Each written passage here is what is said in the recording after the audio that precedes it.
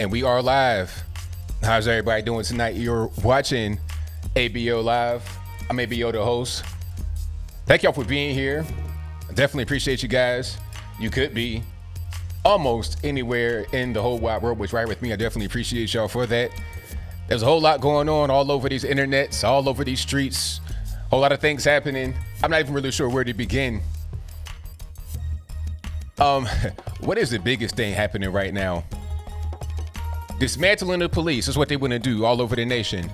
How did we go from stay home, save lives to dismantle the police in 2 weeks? How did we do that? What happened? Like, what's really going on?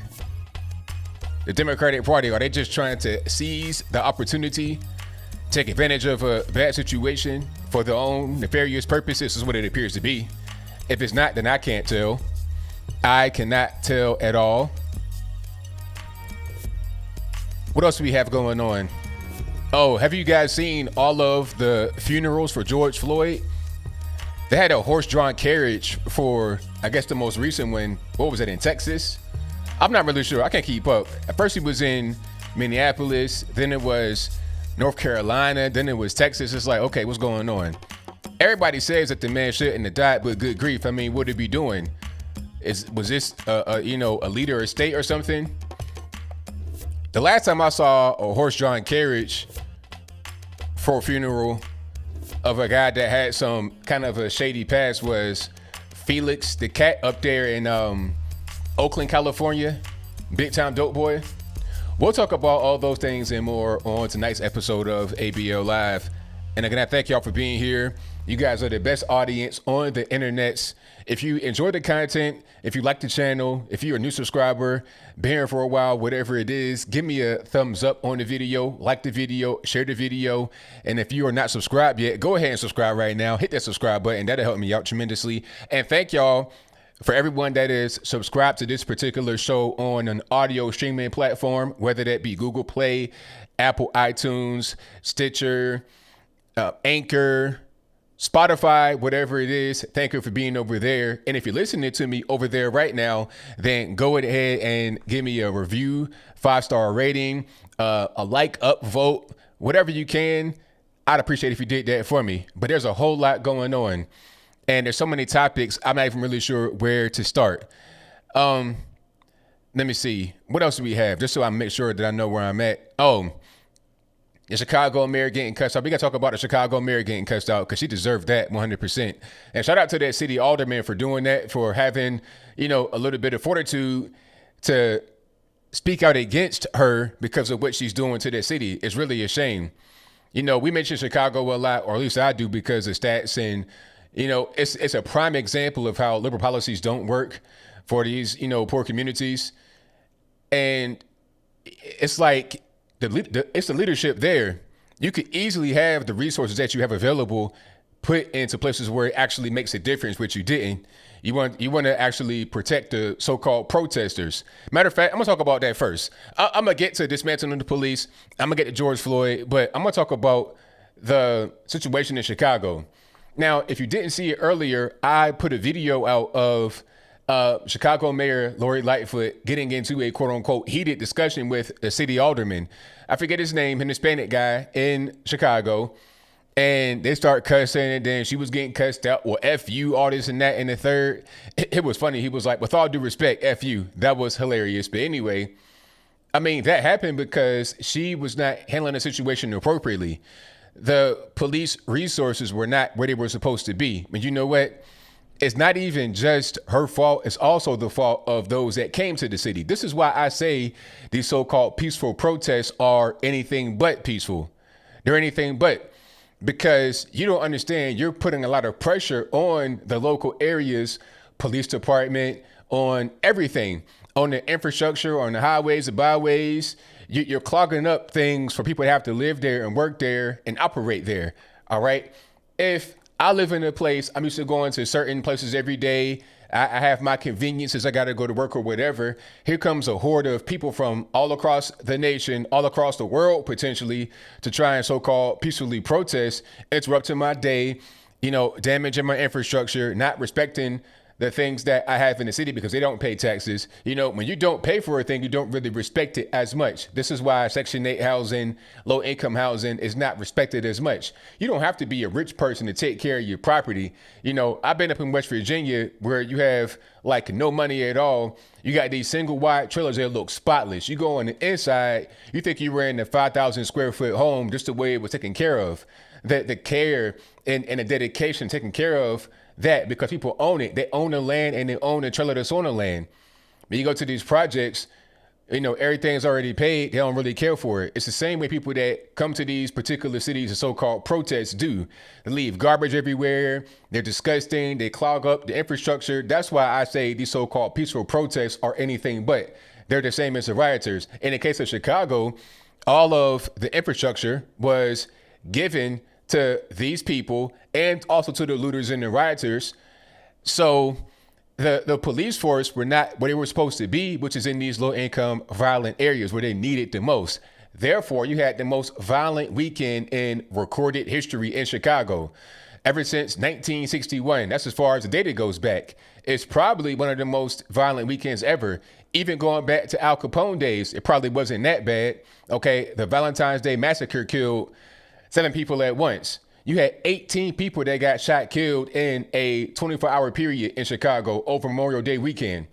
Why? Because all these so-called peaceful protesters came to the city, the rioters came to the city, the looters came to the city, and also those that are there, the locals, they're engaging in it as well. Don't get it twisted. It ain't just outsiders. It ain't just Antifa. It ain't just the white men coming in and damaging stuff. No, it's locals as well. You have Antifa from out of state and in-state. You have Black Lives Matter from out of state and in-state. And you got regular normie morons that all joining in melee, and then they cause this problem to happen. Meanwhile, people that live in these areas that they say they are for the people that live in these low income areas. That's what the whole purpose of the protest is, right? Because black lives are being taken, black lives are in danger, black lives are endangered, right? Because of the white man and police, right? But you, the peaceful protester, are doing the exact same thing you accuse the white man of doing. And it's crazy because a lot of time you got the Antifa coming in, it's the white man protesting against the white man for endangering the brown man, but they are a white man endangering the brown man themselves. Okay. Like I've said before, like I said on the RT debate, these liberal Democrats, these liberal normies do not care if the black on black murder rate skyrockets as a result of not having police or not having police where they're supposed to be, as long as they can say there was no police violence against a black person, justified or not, accident or not. You know, they don't really care. All they are worried about is pushing a particular narrative and nothing more. That is it, and that is all. Okay, so that's why I have zero empathy for anybody peaceful or rioters or looters. They're all the same in my particular point of view. I think you had on that whole weekend about 27 people that died.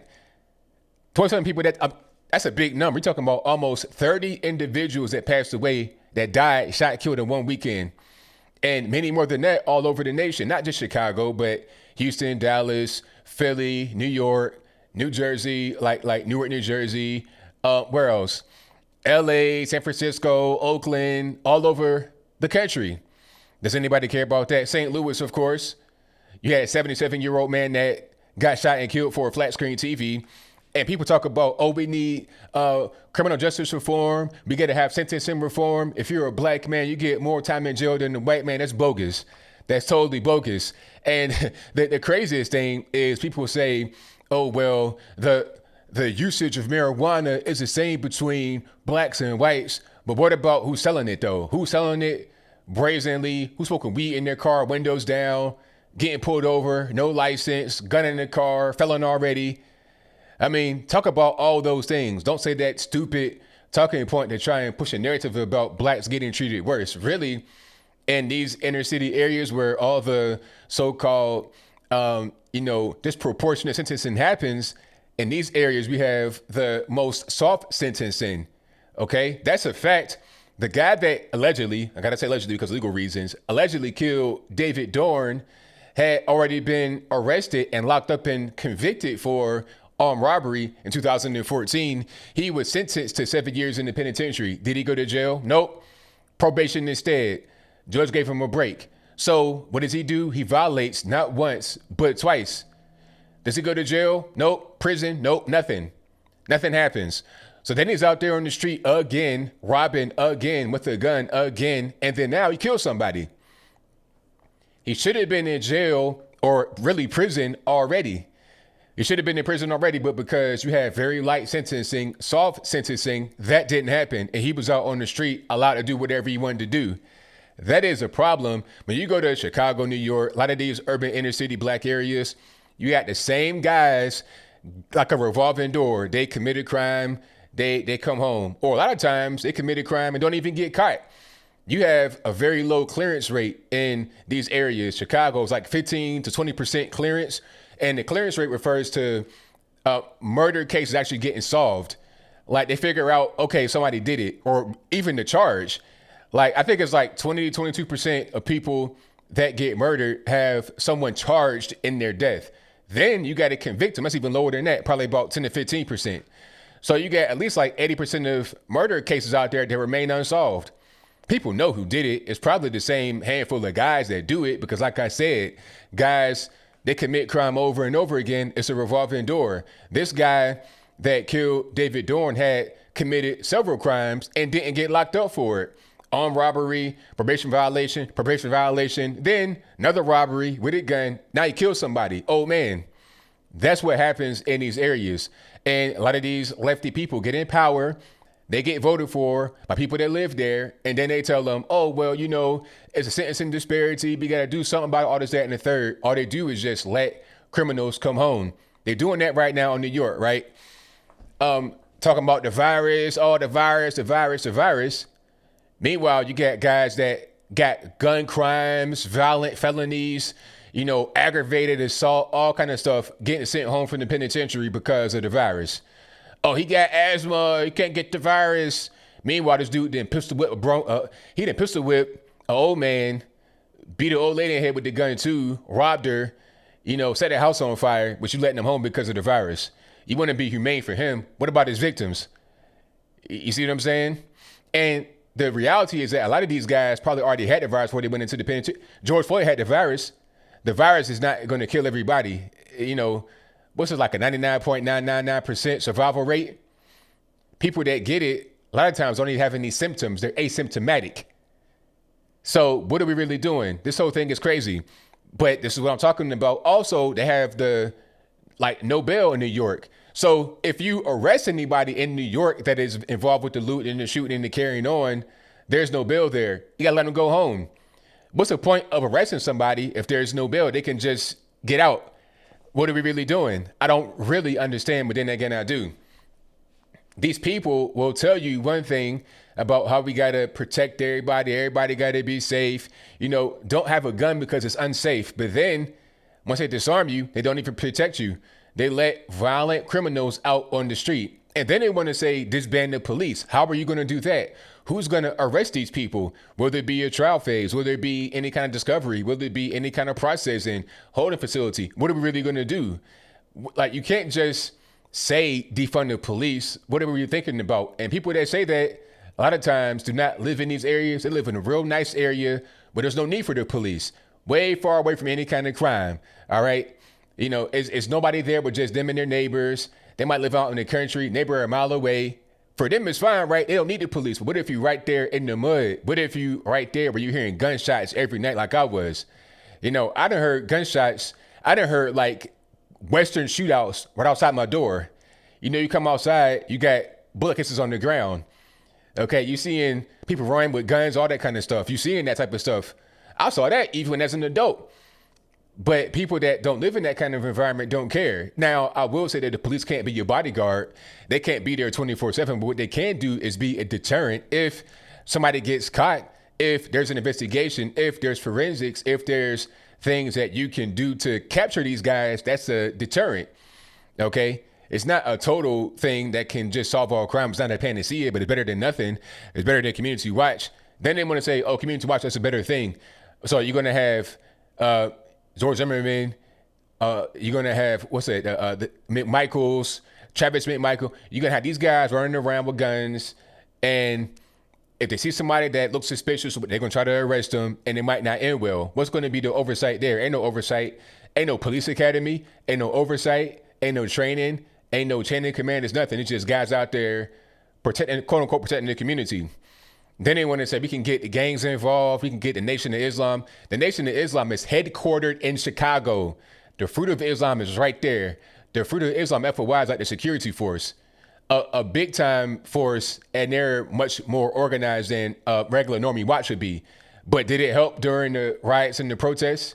Did it really help? If they did, I can't tell. 18 people in 24 hours shot, killed, one city. And you're seeing the same pattern all over the place because the police are being strained thin and they're also being vilified. They're not even wanted. So what you're going to have as a result is a crime rate spike. It's really simple. Oh, yes, mainstream news is a big problem, Hank. Mainstream news is a big time problem.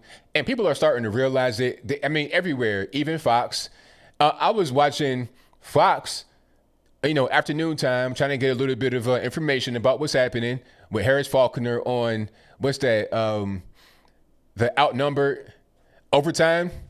And I'm watching the channel. I turn to the channel, and it's a George Floyd funeral. I'm like, what are we doing? Why do I want to see a George Floyd funeral? I'm not saying that he deserved to die, but good grief. Can I just say I don't want to see the funeral without being seen as a guy that hates black people or hates George Floyd? I don't want to see that. He is not a leader of state. He's not some kind of guy. It was like he was Kim Jong-un or something. He's not that person.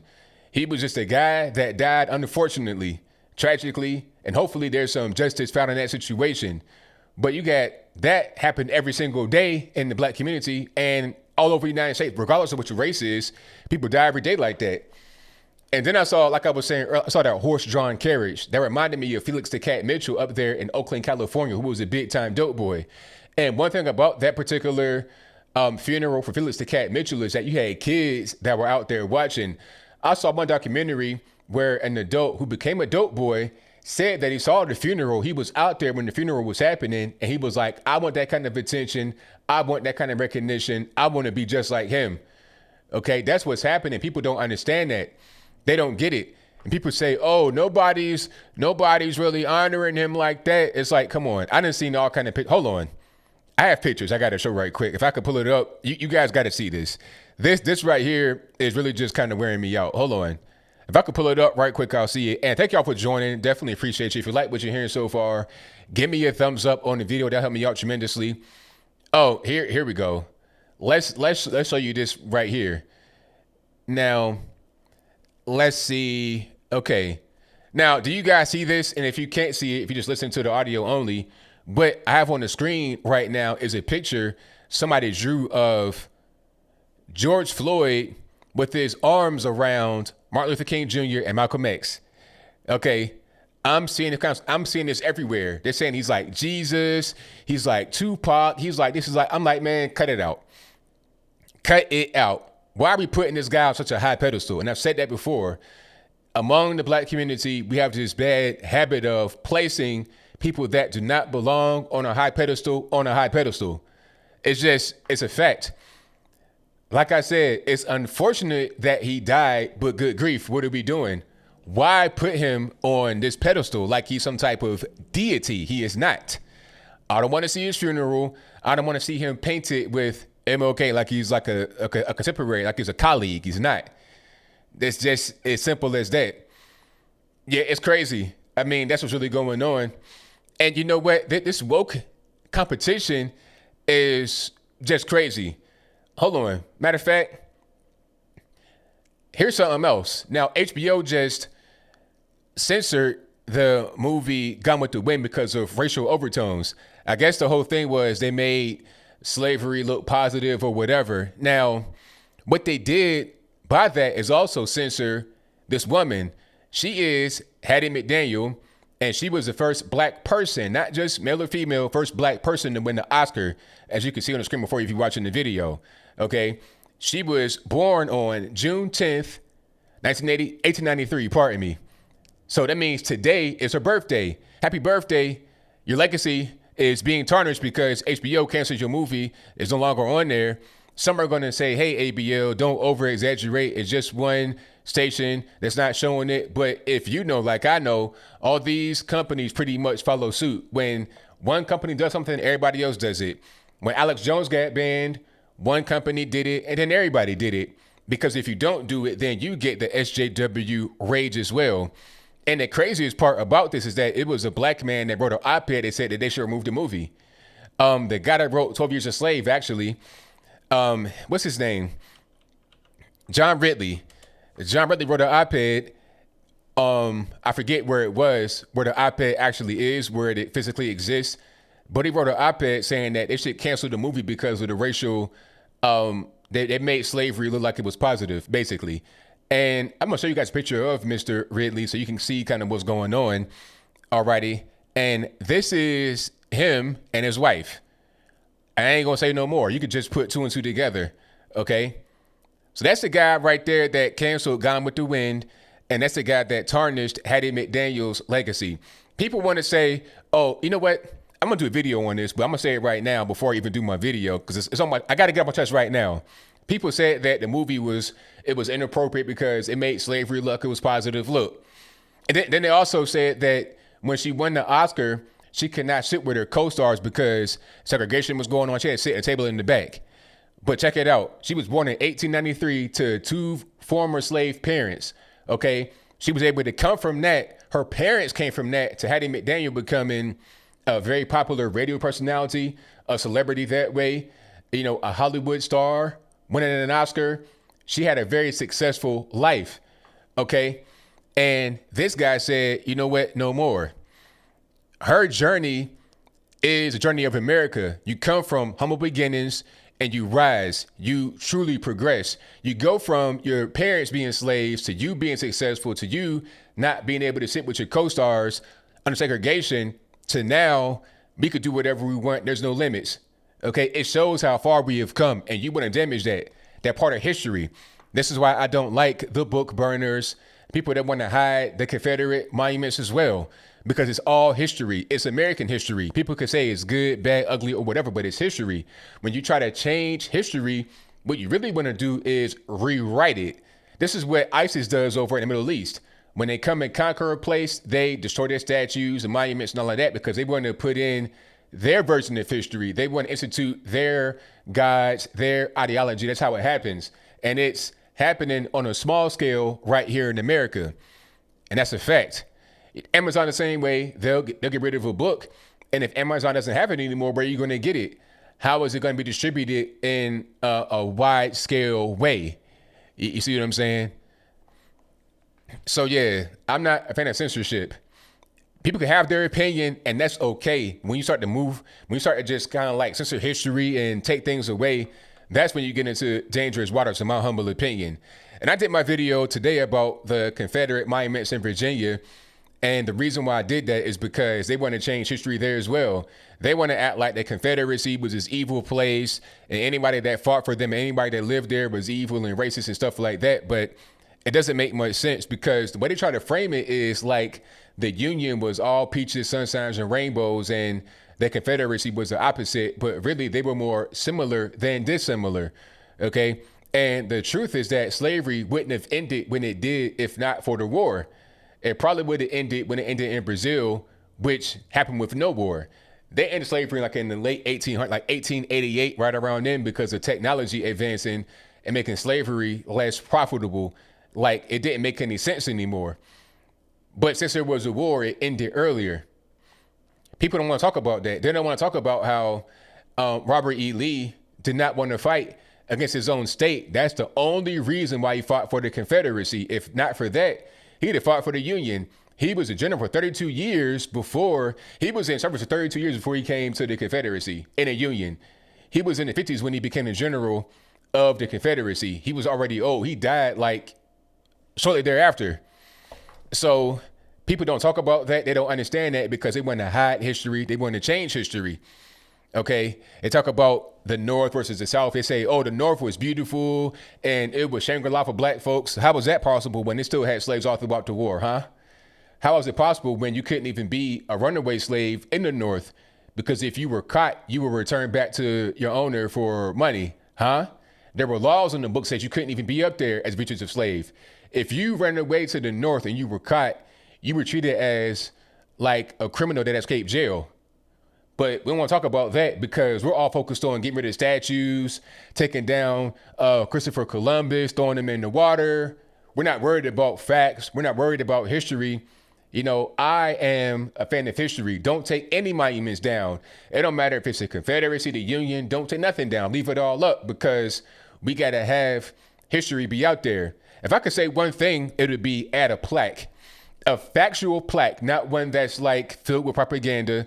Say who it was, what he did, just the facts. No editorializing, no nothing. Okay? Matter of fact, don't even do that. Just put his name on it. So when I see his name, I can Google his name. I can do my own independent research, make my own mind up rather than having the monument taken away. You know, and also Virginia, speaking about Virginia, Virginia was the capital of the Confederacy.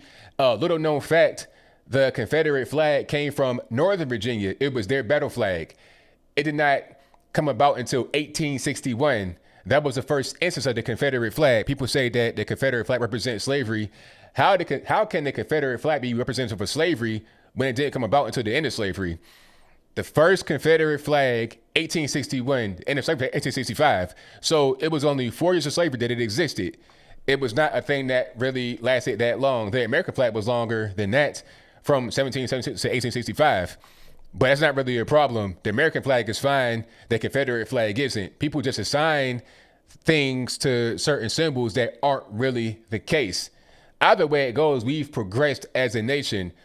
What we had before in the 1800s is gone. That's gone now. That nation is gone. We've been able to grow from that. And also, slavery was a norm all over the world, not just here in America, but also in Africa, also in Asia, South America, West, and everywhere. Everybody was enslaved. Everybody had slaves. Blacks had slaves. Natives had slaves. Whites had slaves. Okay, whites were slaves. Natives were slaves. Blacks were slaves. Everybody. It was a norm all over the world. And as we progressed as a nation, as an entire planet, we got past that. Well, not everybody. It still exists right now in Africa with the North African Arab Muslims enslaving the sub-Saharan Africans, but different story. I digress. My whole point is that we have progressed as a nation and we should have our history reflect that rather than just saying one side was great and they were always great and the other side were evil. It's not the case. But see, I thought that when I was a kid, because I was taught that in school, they taught that. They said that the North fought the South to end slavery. That was the whole thing. But they didn't tell me that the North had slaves all throughout the war. They said, oh, it's border states. Well, where are the border states at? Are they in their own little country? Is it called borderland? Was that what that was? No, they were in the Union throughout the entire war, having slaves. West Virginia seceded from Virginia during the war with slaves and were allowed to keep their slaves. They went into the Union with slaves and it was fine. They were allowed to keep them. Matter of fact, they got a little visit from soldiers from Ohio, Union soldiers, that came in by and said, hey, we know you guys have slaves, that's fine, but guess what? You can keep them. If they escape, we'll return them to you. There's a law in Ohio that says you can't have any fugitive slaves up there, so we're going to bring them back to you where you live at right now. That is the truth. That is reality, but we tend to ignore reality. We tend to ignore truth. We tend to ignore facts when it does not kind of, go with our reality. That's kind of what's going on. Okay, so it is what it is. Oh, and speaking about, somebody asked me on my Instagram about black on white attacks in South Africa, also here, and I'm like, people talk about the white man being a colonist, all this, that, and the third. What about the black man?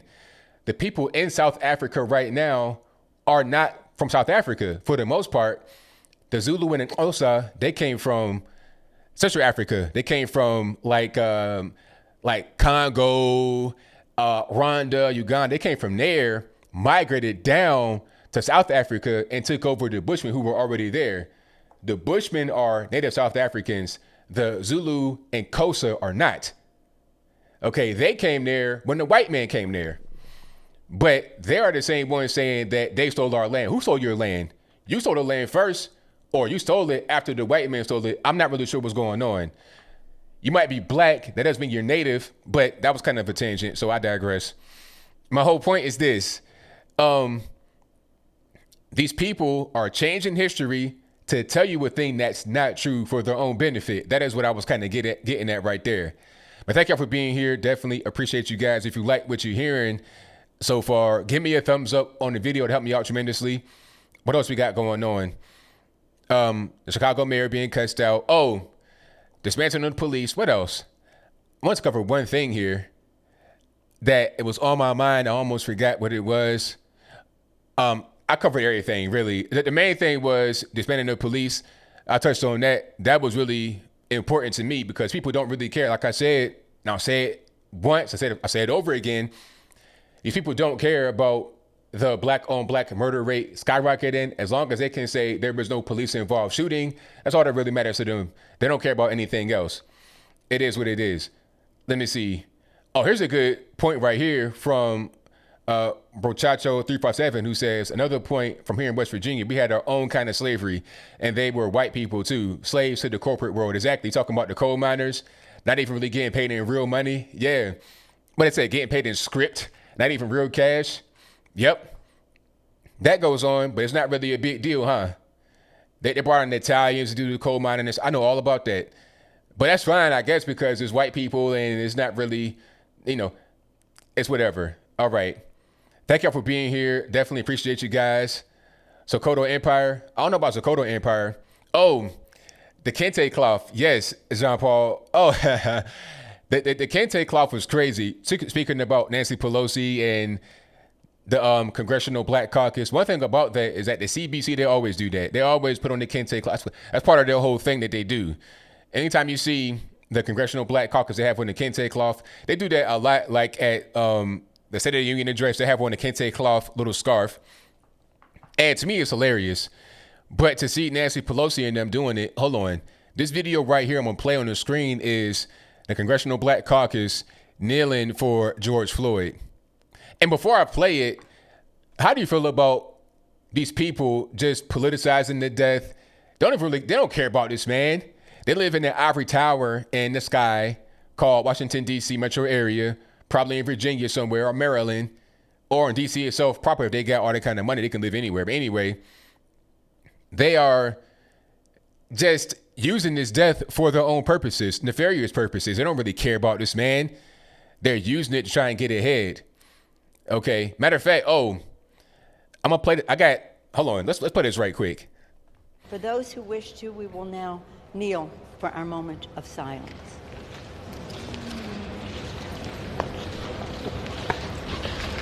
So they're kneeling right now, and you see Chuck and Nancy kind of like in the front. How do you feel about Chuck and Nancy being in the front wearing Kente cloth, the pseudo-African stuff? And I saw Obi Anaju. I can't pronounce her name. Obi. I saw her, the African lady. She was talking about this, how these colors actually mean something. It ain't just fashion. These colors mean something for real to people. It's not just for play. It ain't just for show. And you see Nadler right there. You can't do no kneeling. Poor Nadler. Yeah, he not gonna be able to get on the ground. If he gets down, it ain't no getting back up for sure. But I mean, if I was a Democrat, I'd be tired of it. I'd be like, okay, the pandering, the placating, it's all phony. It's fake. It's not really real. You wearing Kente cloth. Why? Because you're around black folks. You got to put on Kente cloth. Why don't just put on your regular clothes? I mean, are you going to go to Africa and get butt naked because the tribe is naked too? Put on your regular clothes, sir. I ain't trying to see your tallywhacker. You understand what I'm saying? So it's just kind of weird how that goes. But that's what the Democratic Party do. And the question would be, are we tired of it? Have we had enough? Or we just going to take it like it ain't nothing? Okay, now, I have a video for you guys right quick. If I can find it, I'll place it right on the screen. This is pretty important. This is from my man, King Face. Shout out to King Face on Instagram. You guys follow me if you're not following him already. KingFace_ F1. Now, this video is showing you where the monies for Black Lives Matter go. If you go to their website and donate, this is what happens. Let's take a look. And if you can't see it, I'll just kind of narrate you through it. I'll kind of pause it here and there. It's a short video, just a few seconds. Now, here's the first slide. It says, let's take a quick look at what Black Lives Matter is really about. Okay, and they're just live searching for it. And they're searching right now for Black Lives Matter right there, probably on Google or whatever that search engine is. Okay, now they got to the homepage, blacklivesmatter.com, and right on the top it says defund the police, hashtag defund the police. So right away they're giving you an anti-black message. They said it for the black man and black woman, but I can't tell. Defund the police, you're going to have more death in the black community, but I guess it don't really matter because that's hot right now, and they're capitalizing on that. People that donate here, probably not even black for the most part, and that's fine, but what are they really donating for? Are they donating for the black community or for their own peace of mind or for their own sanity? What's really going on? Are they trying to help or what? Let's check it out. So now he went to the page that says donate on the menu, and right here it says, urgent, fund the movement. We appreciate your support of the movement and our ongoing fight to end state-sanctioned violence, liberate black people, and end white supremacy forever. Donate to fuel our campaigns for justice. Now, hold on, pause right here. The URL says secure.actblue.com. It's very important. Keep on going. And it's been underlined and circled just so you know what's going on. Okay, so let's go to actblue.com, shall we? Check it out. All right, so he's going to go. Now, they also talk about at the bottom, it says Act Blue Charities is a registered charitable organization formed to democratize charitable giving. All right, so that's what it is. Act Blue, you say. Let's take a look at Act Blue's distribution of money.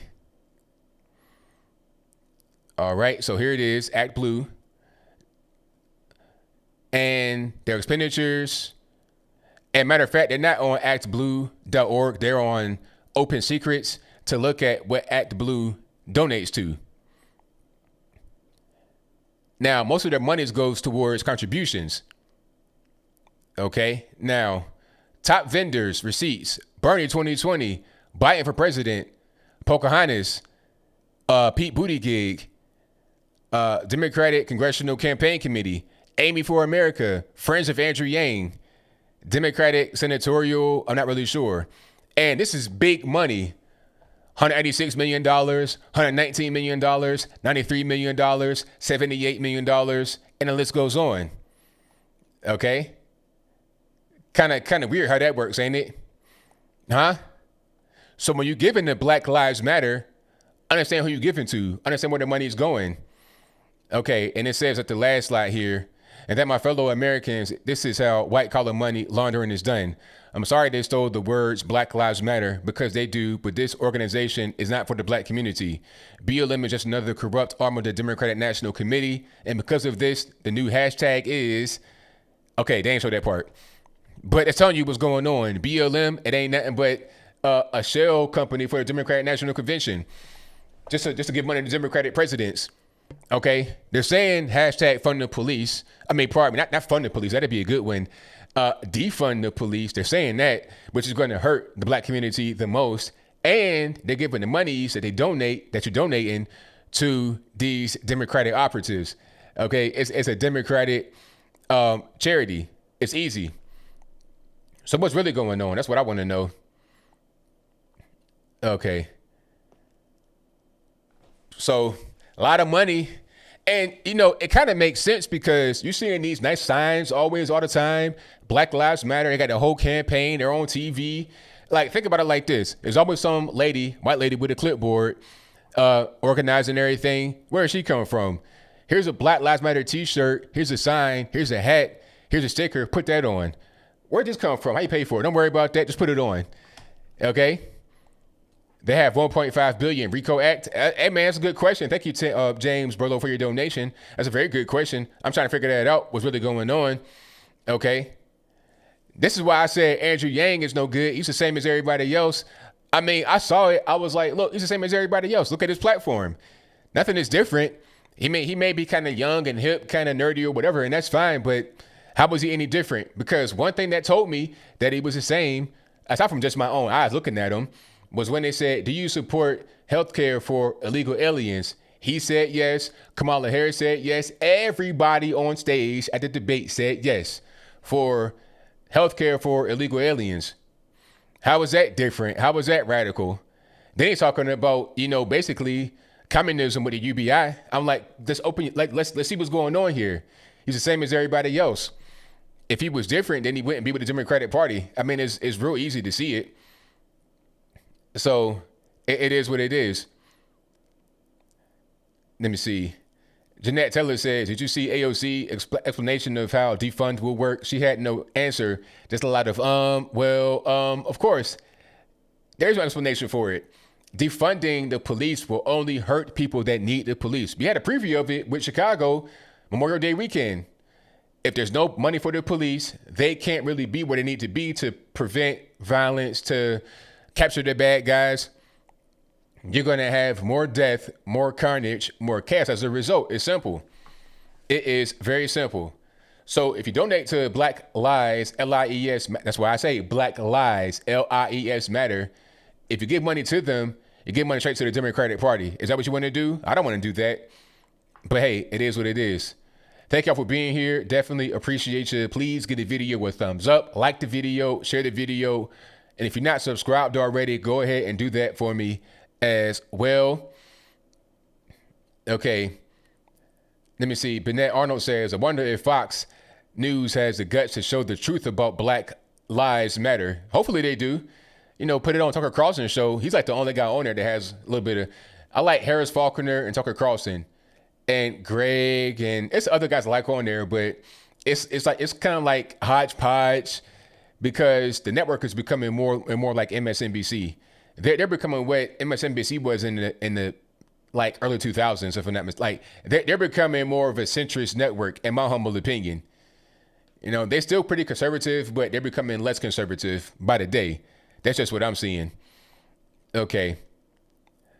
Let me see. What else we got going on? Oh, super chats on deck. I'm going to get to those right quick. Thank y'all for super chatting. I'm going to read these right quick, and then I'm going to keep on rocking and rolling. Shout out to Holly Marie, who says, what are your thoughts on the Martin Gugino video? I've not seen that.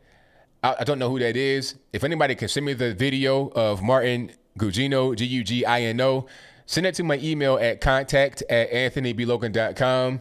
I read the majority of my emails, but I've been getting flooded a lot lately, obviously, because my subscribers have really just jumped up. So, I get so many emails, it's really hard to keep track, but I try my best. All right. But thank you for the donation. Shout out to Charles Turner Jr., who says, all conservatives here heed this. No more backing down, apologizing, taking the high road, etc. The communist/anarchists must be defeated. I'm with you right there 100%, man. Thank you for your donation. Shout out to Mike from Queens, who says Jeffries versus Bongino today. Hey, I got to see that. I've not seen that yet, but I got to see it. Thank you for your donation, man. Definitely appreciate you. Shout out to His Gays Incorporated, who says, I'm just getting the donation over with because it'll be a good show. I won't be able to be involved tonight, though. And Beetlejuice deserved it. I agree. For real. I appreciate you, ABL. Hey, no problem, man. Thank you for your donation. Definitely appreciate you. Yeah, shout out to Beetlejuice, a.k.a. Lori Lightfoot, a.k.a. the mayor of Chicago, for sure. Did Disney buy Fox? They bought Fox Sports. They didn't buy Big Fox. They didn't buy, I think they bought Fox Sports and/or, that's a good question. Like, they bought some of Fox, but not all of it. I think Fox News is still owned by News Corp, and that's Rupert Murdoch. And I think Disney has Fox Sports and/or Big Fox, but not Fox News. Okay, they're kind of separate entities, but not really. It's kind of weird. Thank you to Retro Gamer 81, who says, thanks for your truth in this time. Hey, no problem, man. Thank you for your donation. Shout out to TM, who says, oh, becoming an ABL support. Thank you for that. Definitely appreciate you. Shout out to the Mob Seat for your donation. Shout out to Church from 1945, who says, keep it up with the emoji. No problem. Thank you for your donation. Thank you to CTC 41392, who says, I swear, if the nut jobs make a religion out of George Floyd's death, then the world has really gone to H-double hockey sticks and a handbasket, and the golden cow has returned. I'm with you right there, man. Thank you for your donation. Definitely appreciate you. Shout out to Leo Mazzino, who says, Pelosi and the lawmakers with the kente cloth. Does she know? I can't really tell. Thank you for that. Definitely appreciate you.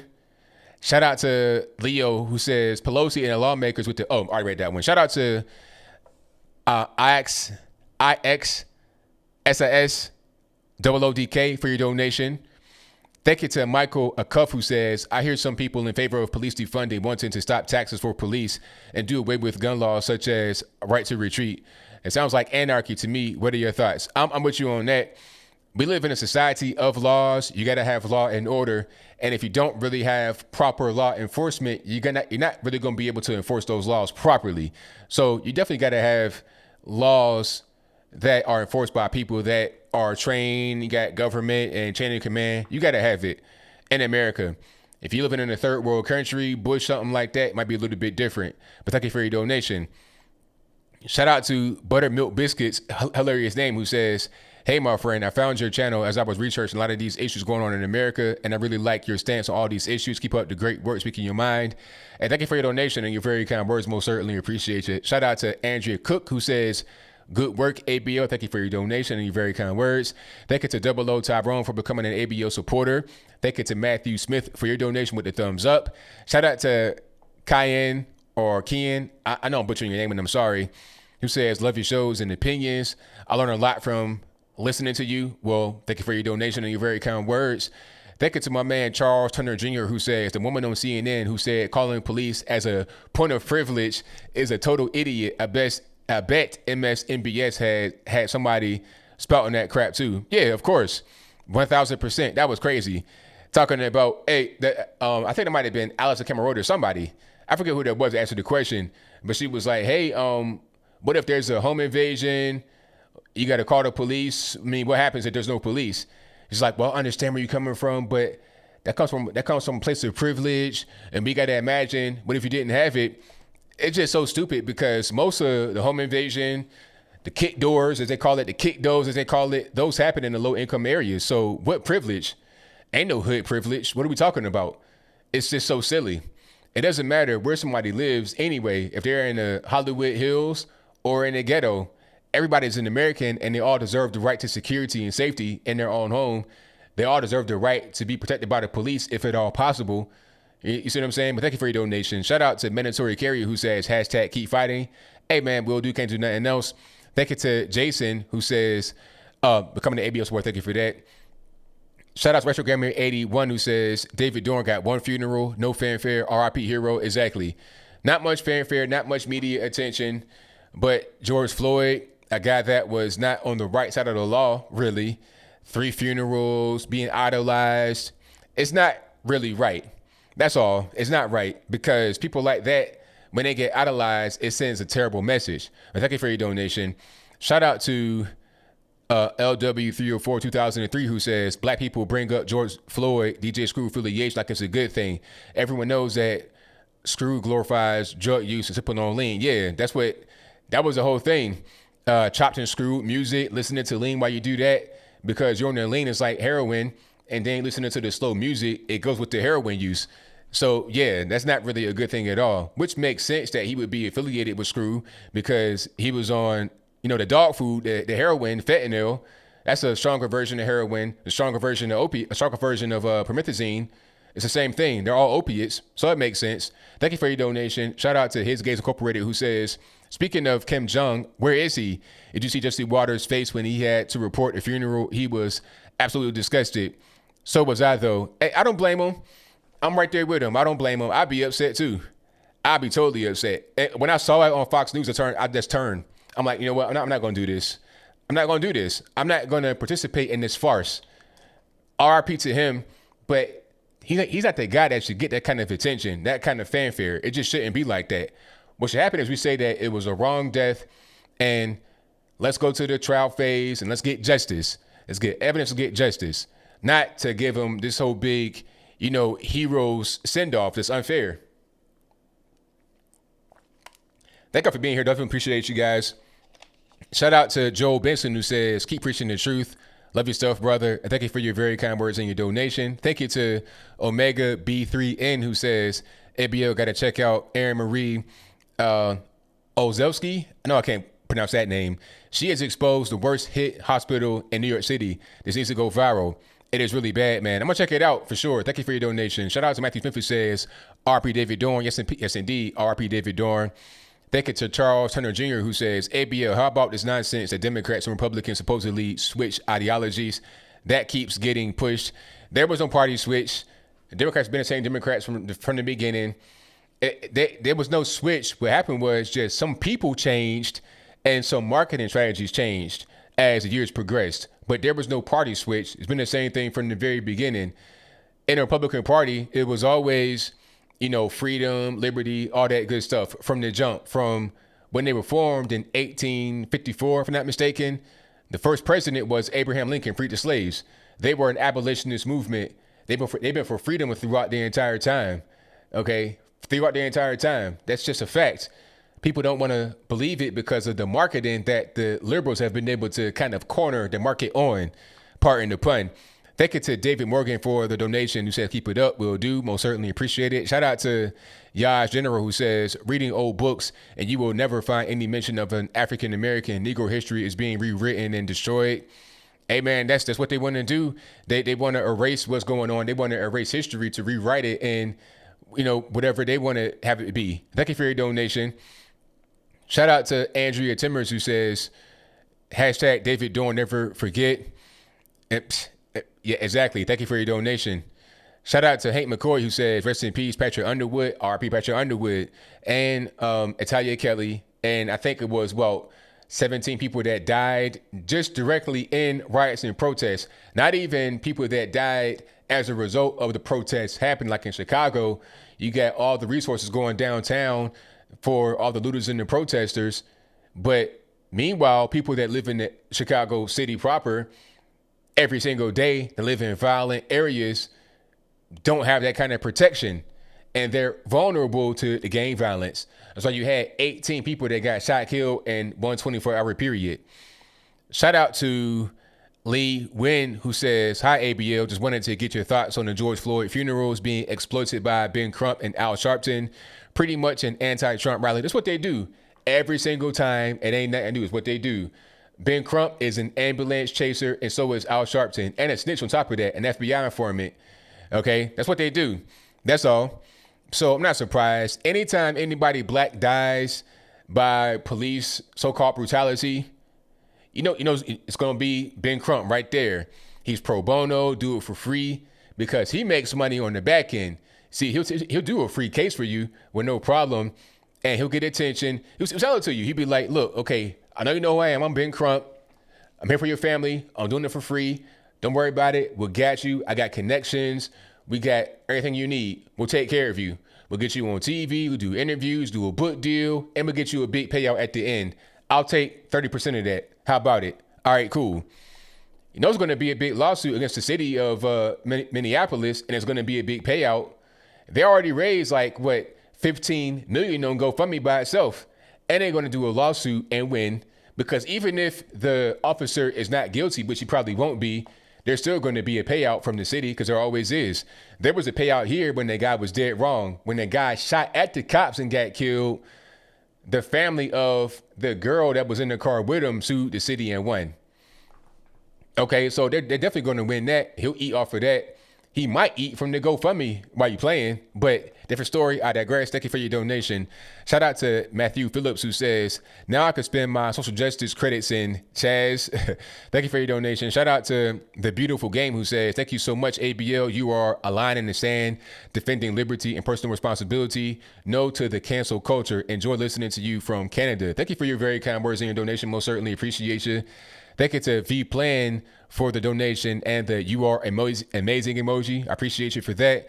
Thank you to Carl Schneider, who says, thank you for all you do. Most certainly appreciate that. Shout out to Noreen Ryan, who says, I knew before no one except the Lord Jesus Christ. There you go. Thank you for your donation. Thank you to Barnaby Bunny, who says, how does quote unquote defund not mean defund ABL? I'm not sure what you mean, because some people are saying defund, others are saying disband. Defund could mean just taking some money away and quote unquote rerouting it, but not disbanding the whole police department. And some are just saying no police at all, just people in the community looking out for each other, which ain't going to work. People that say that are just kind of dumb. Not kind of dumb, really dumb. Shout out to, James Burlow, who says, AdBlue, BLM is an arm of the Democratic Party. There you go. Thank you to the man, the legend, for the One up, super chat emoji. I appreciate you for that. Thank you to James Burlow, who says Democrats are behind the rioters and the bailed out rioters. Yeah, they're doing that openly. They're saying, hey, anybody need help? Okay, I'll pay your bill. Celebrities doing it, everybody doing it. That's a fact. And where's the money coming from? Are they getting it from their own personal pocket or from donors? Huh? That's what I want to know. Thank you for your donation. Shout out to Nippon, who says the DNC are a criminal organization, not a political party. I agree with you. Right on point, boss. Shout out to James Burlow, who says they have 1.5 billion RICO Act. I read that earlier. Thank you for your donation. Thank you to Wayne C for your donation. Shout out to Justice Smith, who says I'm a law enforcement officer here in Mississippi, Hattiesburg. How come people have been peacefully protesting and acting better here than up north? LOL. People down there got home training. They're not going to be acting all crazy. They're not deranged liberals. See, one thing about these areas like New York, Chicago, San Francisco, LA, people come from all over the world and the country to these places to be the crazy nut job liberals that they are. Okay, DC especially. I'm willing to guarantee you that people that were out there in DC are not really from DC. Thank you for your tea. They're not really from DC. They're from all over the world. Okay, different country, different parts of the country here in America, everywhere. All right, that's just kind of how that is. So they all get together, come out of their apartments with their cats, and go out there and rabble rouse. But in Hattiesburg, it's more down home. Everybody knows each other. There's no point in them doing stuff like that because there ain't no problem down there, and it's a peaceful place. Like where I am in Tennessee is all good too. No problems. It was one little protest downtown. You had some people acting a little bit rowdy, but nothing was really, no riots, no looting happened. That's why I like living down here. I was watching something earlier. It might have been last week or something, where it was a guy that said it so perfectly. I forget his name, but good grief. He was so right on it. But he was saying that this whole experiment of big cities may have failed. People don't really do well in big cities, especially when there's a tragedy. Can you imagine if there's like a real virus outbreak in New York City? There was already one little fake one here, and look at what it did to the city, to the whole world, really. But what if it was like a 28 days later type thing going on up there? It'd just be total sheer carnage. And all the protests and the riots and the traffic isn't really worth it. I like living by big cities and a mid-sized kind of city, but not in the big city itself. Okay, I'm not trying to have my street catch on fire because of some moron from, somewhere stand in the world coming to tear stuff up because he's mad about police brutality or his Democrat operative paid by George Soros. I don't want that in my particular town. You understand what I'm saying? Thank you to, let me see, Get Vic, who says roundtable race relations meeting with black leaders and Trump was very interesting. Unfortunately, only 10,000 watched. I heard about that. I couldn't see it. I'm gonna watch it on the repeat. People that were there, I knew personally, but I didn't have time to watch it. But that tells you right there. Anybody really worried about race relations? Anybody really worried about this kind of stuff? They're worried about pushing their own narrative. They're not really worried about solutions or trying to fix things. They don't care. They're trying to rabble rouse. They're trying to get money. They're trying to raise things up. They're trying to get political ideologies pushed. That's all that really matters. Thank you to James Burlow, who says BLM stormtroopers for the DNC. Exactly. Thank you to Kelly Walls, who give me a donation. Thank you to James Burlow, who says BLM is like Khmer Rouge in Cambodia. Very good one there. Shout out to Dan Slinger. I know I butchered that, and I'm sorry, who says we've gone to a dark place when a person like me in a small town can be called racist for supporting the police. Hope all this settles down after the election. It will. It always does. This is a pattern at this particular point in time, ain't it? We know what happens. Election time, things get weird, things get tricky. After the election, it all goes away. It's like they all kind of like stop getting paid to go out there. Like their budget comes to an end after November. It's always the same way. Thank you to Coach Constance, who says, I stand for liberty and justice for all. Hashtag black people are equal. BLM hijacked the phrase and are now the new political party. I appreciate y'all, all of what you're doing. Thank you for your donation and your very kind words. Yeah, they have hijacked the phrase, unfortunately, but it is what it is. Now we got to fight against it. Shout out to Chief Rocca, who says, peace ABL, agree to disagree with intellect, logic, and respect. What's next? Guest appearance on the Armstrong Williams show. Keep pushing, bro. And thank you for your donation, man. Definitely appreciate you. Shout out to Armstrong Williams. And shout out to Ben Carson as well. Thank you to the great area who says, it saddens me to see so many sheep blindly following the BLM trend with very little to no interest in fixing the real issues in the black community. Exactly. Shout out to Double O Tyrone for the donation. Thank you to Sanity One for becoming an ABL supporter. Thank you to Nacho Mammy, who says, you are the best ABL. I would love that website link to show what they donate to.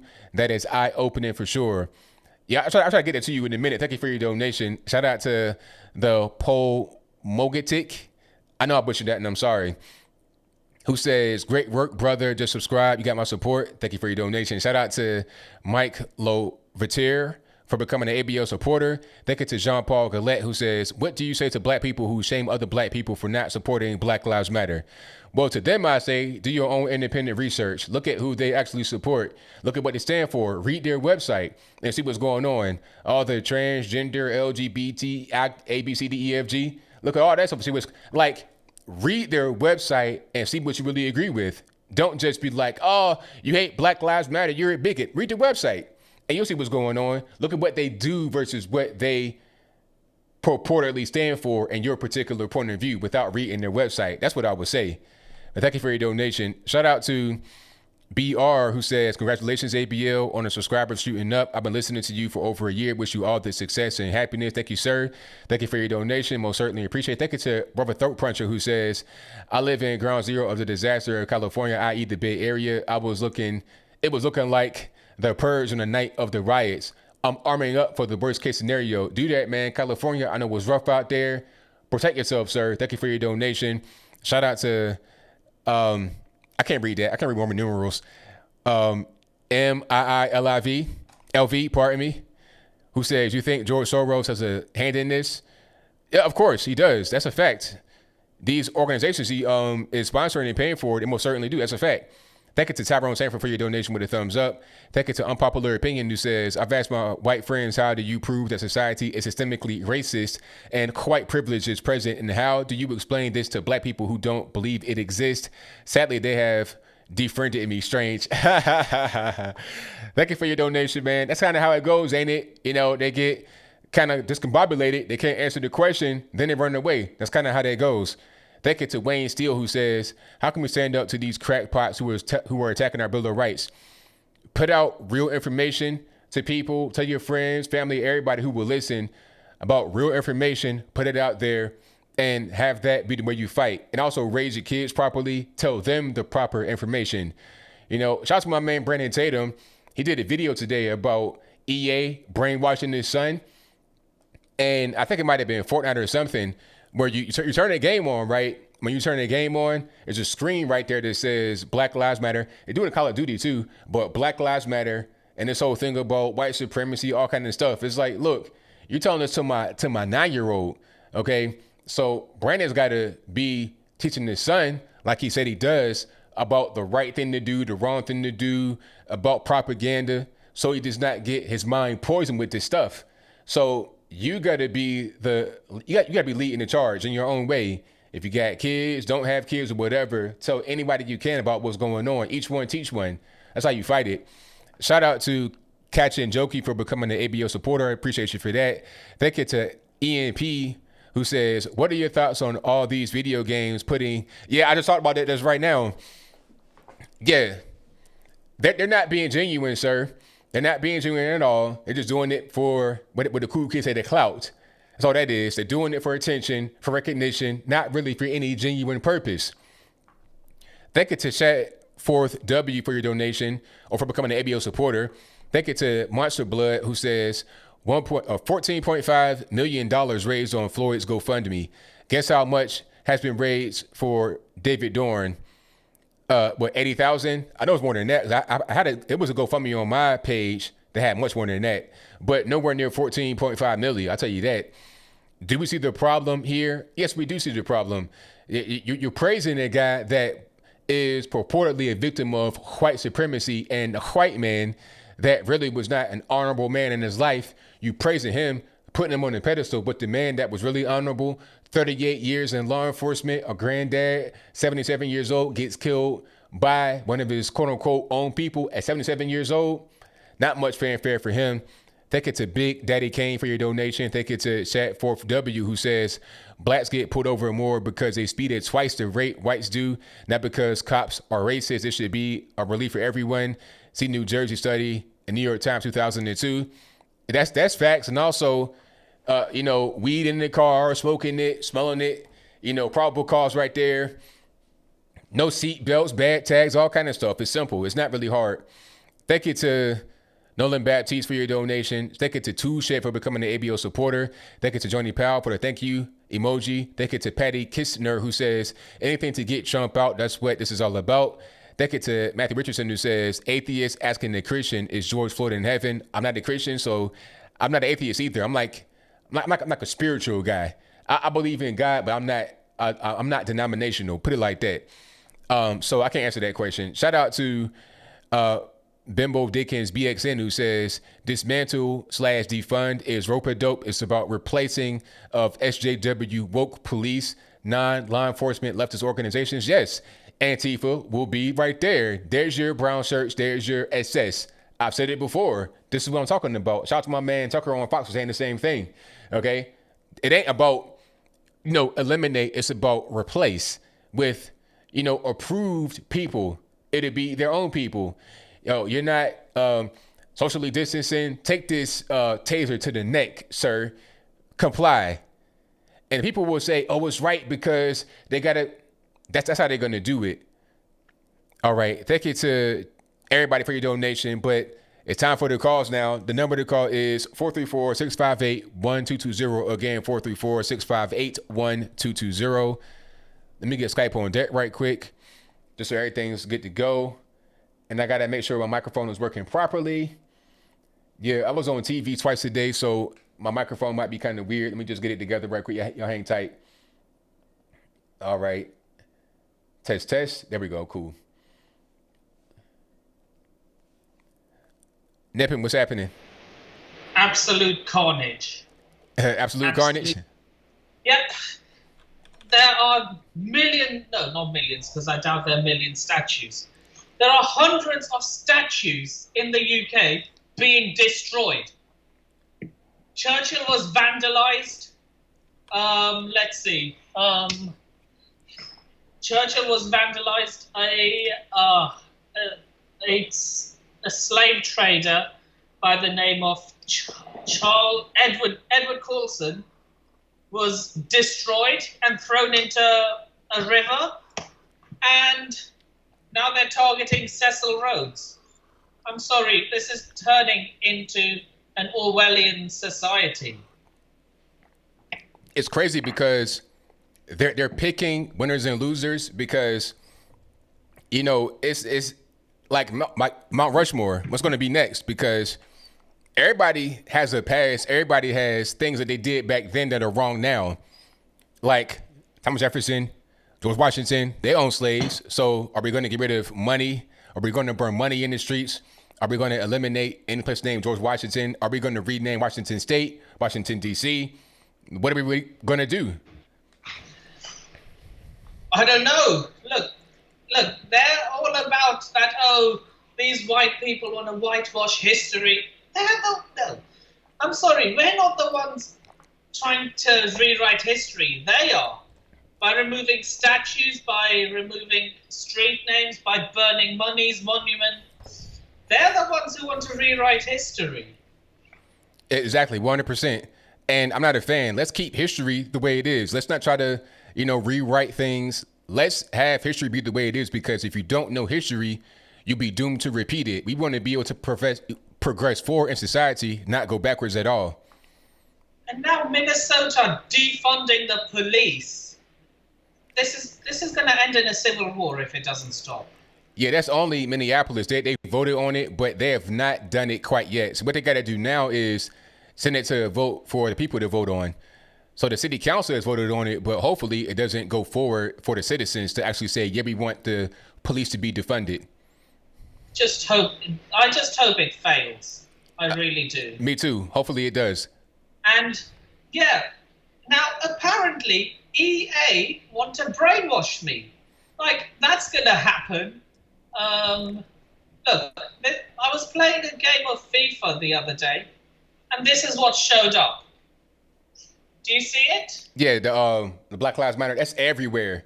And it says the deep-rooted systemic racial discrimination that is still unquestionably present towards the African-American/Black community is unacceptable. Racism, whether from an individual or institution, should not exist in our society. We same with all of our African-American/Black players, families, friends, colleagues, and our partners in our commitment to fighting racism and social injustice. That's on a video game that everybody plays. You got adults, kids, everybody. I'm sorry, you're not brainwashing me with these stupid messages. I mean, I just casually turned on my PlayStation to play a game of FIFA, like I usually do. And this is the first thing that showed up. Yeah, it's really frustrating. It's crazy.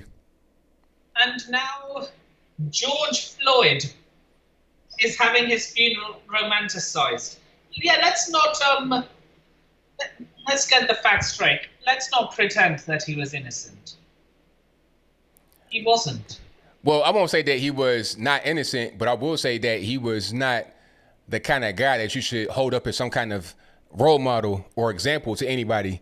You know, Exactly. I think all we should say here is that the death doesn't look good. Investigate it. If the cop did something wrong, which he probably did, go to jail. But that's it. Don't make him be some kind of martyr or some kind of angelic figure, because he's not that. Even I wanted that cop to be fired. Right. I mean, everyone wanted that. And still, Black Lives Matter want so-called change. Exactly. But see, BLM, it's a political party at this particular point. It's part of the Democratic Party. They've been usurped by the Democratic Party. That's all. I would not be surprised if their name was purchased by the Democratic Party to be used for political purposes. So people here in the UK are still going on about this. Well, it's non-existent in America. The virus. And the virus is over now. I mean, Yeah, are they it's still over. going on about that? Yeah, they are. But you know, if you want to see a virus, look no further than Antifa. Yeah, that's a virus, all right. That's the virus. If you want to get rid of a virus, get rid of Antifa. That's right. And apparently the Chicago mayor got really mad. Well, she got cursed out on the phone because of her response or lack thereof to the looters and the rioters and the so-called protesters in the city over Memorial Day weekend, where they had the deadliest weekend in recorded history since 1961, at least. That's when they first started taking the stats. You had 18 people that got shot and killed in one day, 1 24-hour period. 18 people got shot and killed. Over the weekend, it was like 28 people that got shot and killed. Just like a 3-day weekend, 28 shot and killed. Like, yeah, I'm part of a Disney group. Yeah, I'm a big fan of Disney movies. And all these people are saying, oh, racial injustice, this, that, other, in a Disney group, in a group about movies. And I was like, oh, can we just talk about Disney for a second? And they started saying, I will kick you out of this group if you make me mad. I just wanted to change the subject to the relevant thing, which is Disney. They threatened to kick me out just for wanting to change the subject. They didn't know. I mean, like, I'm not for Black Lives Matter, but they didn't know that. I wasn't going to tell them that. Yeah, you're not even really trying to be anti-BLM. You're just saying, hey, talk about something different. You know, Yeah, you could be a fan of BLM, but you just want to talk about Disney. That's it. Exactly. I mean, like on Instagram, I'll admit, because I don't want to get cancelled, I have to fit into their agenda. So I pretend, don't get this twisted, I pretend to be a liberal. Because, you know, to protect myself. You know what I mean. Do not get it twisted. I'm not a liberal. I understand what you mean 100%. 1,000%. But hey, Nippin, it's been a great call, but the phone lines are jam-packed right now. People watching. Thank you for your call as always, man. Definitely appreciate you. It was nice speaking to you, ABL. Oh, likewise, man, for sure. I shall speak to you on Sunday. Sunday. Today's Thursday, right? Today's Wednesday, but Thursday your time. Yeah. So Sunday your time, Saturday my time. I got you, boss. Yeah, I'll speak to you on Saturday. Alrighty, man. See you then. Peace. Peace. Alrighty, thank you for the call from my man Nippin. Let's get to the next call. All right, caller, you on the line. Caller, can you hear me? My man in the gray shirt, can you hear me, boss? Yeah, I hear you. Alrighty, man, what's happening? You on the line right now? All right. How's everything, man? Everything going good? Everything's good, man. How about yourself? I'm all right. Sorry if it gets a little loud, man. My kid's still ain't in bed, but I just wanted to ask your thoughts about a couple things. Alrighty. So, my biggest issue I have is with the whole Black Lives Matter and the fact that the whole Chicago situation and everything going down with that. And it's almost as if, as we keep talking about, it's only when a white person kills a black person that it matters. You know what I mean? And it kind of sucks. It saddens me because it's like all over America, black people shooting other black people. It's just part of life. Free this person, RIP that person. And it seems like for the past couple of generations, it's just been like that. And I just think it's crazy, like, in this lifetime, experiencing COVID and now experiencing, alleged systemic racism that I believe is not in place. My dad was born in 59. He experienced some racism, but he's a conservative. And he never told me to fear for my life when it comes to the cops or disrespect cops. He just, pretty much taught me good values. And, I've never had any issues since. But the thing is just seeing people just like sheep, you know what I mean? Like just going with the trend or, the groupthink instead of using logic. Because that's the crazy thing. Regardless of political affiliation, I feel like a lot of conservatives are just, using their logic. You know what I mean? Regardless of what you believe or don't believe, it's just some things is just common sense. And a lot of people say, common sense really isn't that common. And it's just crazy how everyone's just all of a sudden Black Lives Matter, George Floyd passes away. Like you guys were talking about raising money being raised, all types of stuff. People dying is a sad thing. Nobody deserves to go out like that. But it's just like you and Candace been talking about the elevation of the criminal, But yeah, I'll let you get back to other calls. But I just wanted to, just express how I feel about that. You know what I mean? Just like the whole issue we got when I don't feel oppressed personally. People just got to get out there, grab them, and do what they want to do. That's what my dad always taught me. You know what I mean? As a black man, just go for what you want, work hard. Don't let, the media or the system, quote unquote, a lot of people make excuses instead of just, going out and doing it. You know what I mean? Correct. So, absolutely. Yeah. You have a good night, man. Thank you for the call, man. Definitely appreciate you. All right. All right. Shout out to the caller. Great call. All day long. Alrighty. Let's get to the next call. The phone lines are jam-packed. If you're having a hard time getting on, it's not my fault I didn't do it. Let's get to the next call, though. The number to call is 434-658-1220. There's also a Skype email in the description box below if you want to get on right here on the bottom left-hand corner. And the number is always in the description box and the ticker right below me. Let's get to the next call, and let's go. Hold on. 901, you're on the line. Who am I speaking to? Hey, ABL, how you doing, man? Everything's good, man. What's going on? I'm good, brother. Let me turn the TV off real quick. Yeah, I was just calling about this crazy stuff going in America again. I don't know if you remember me, but I'm the guy that called from Memphis talking about Nigerian stuff. Yeah. Yeah, man.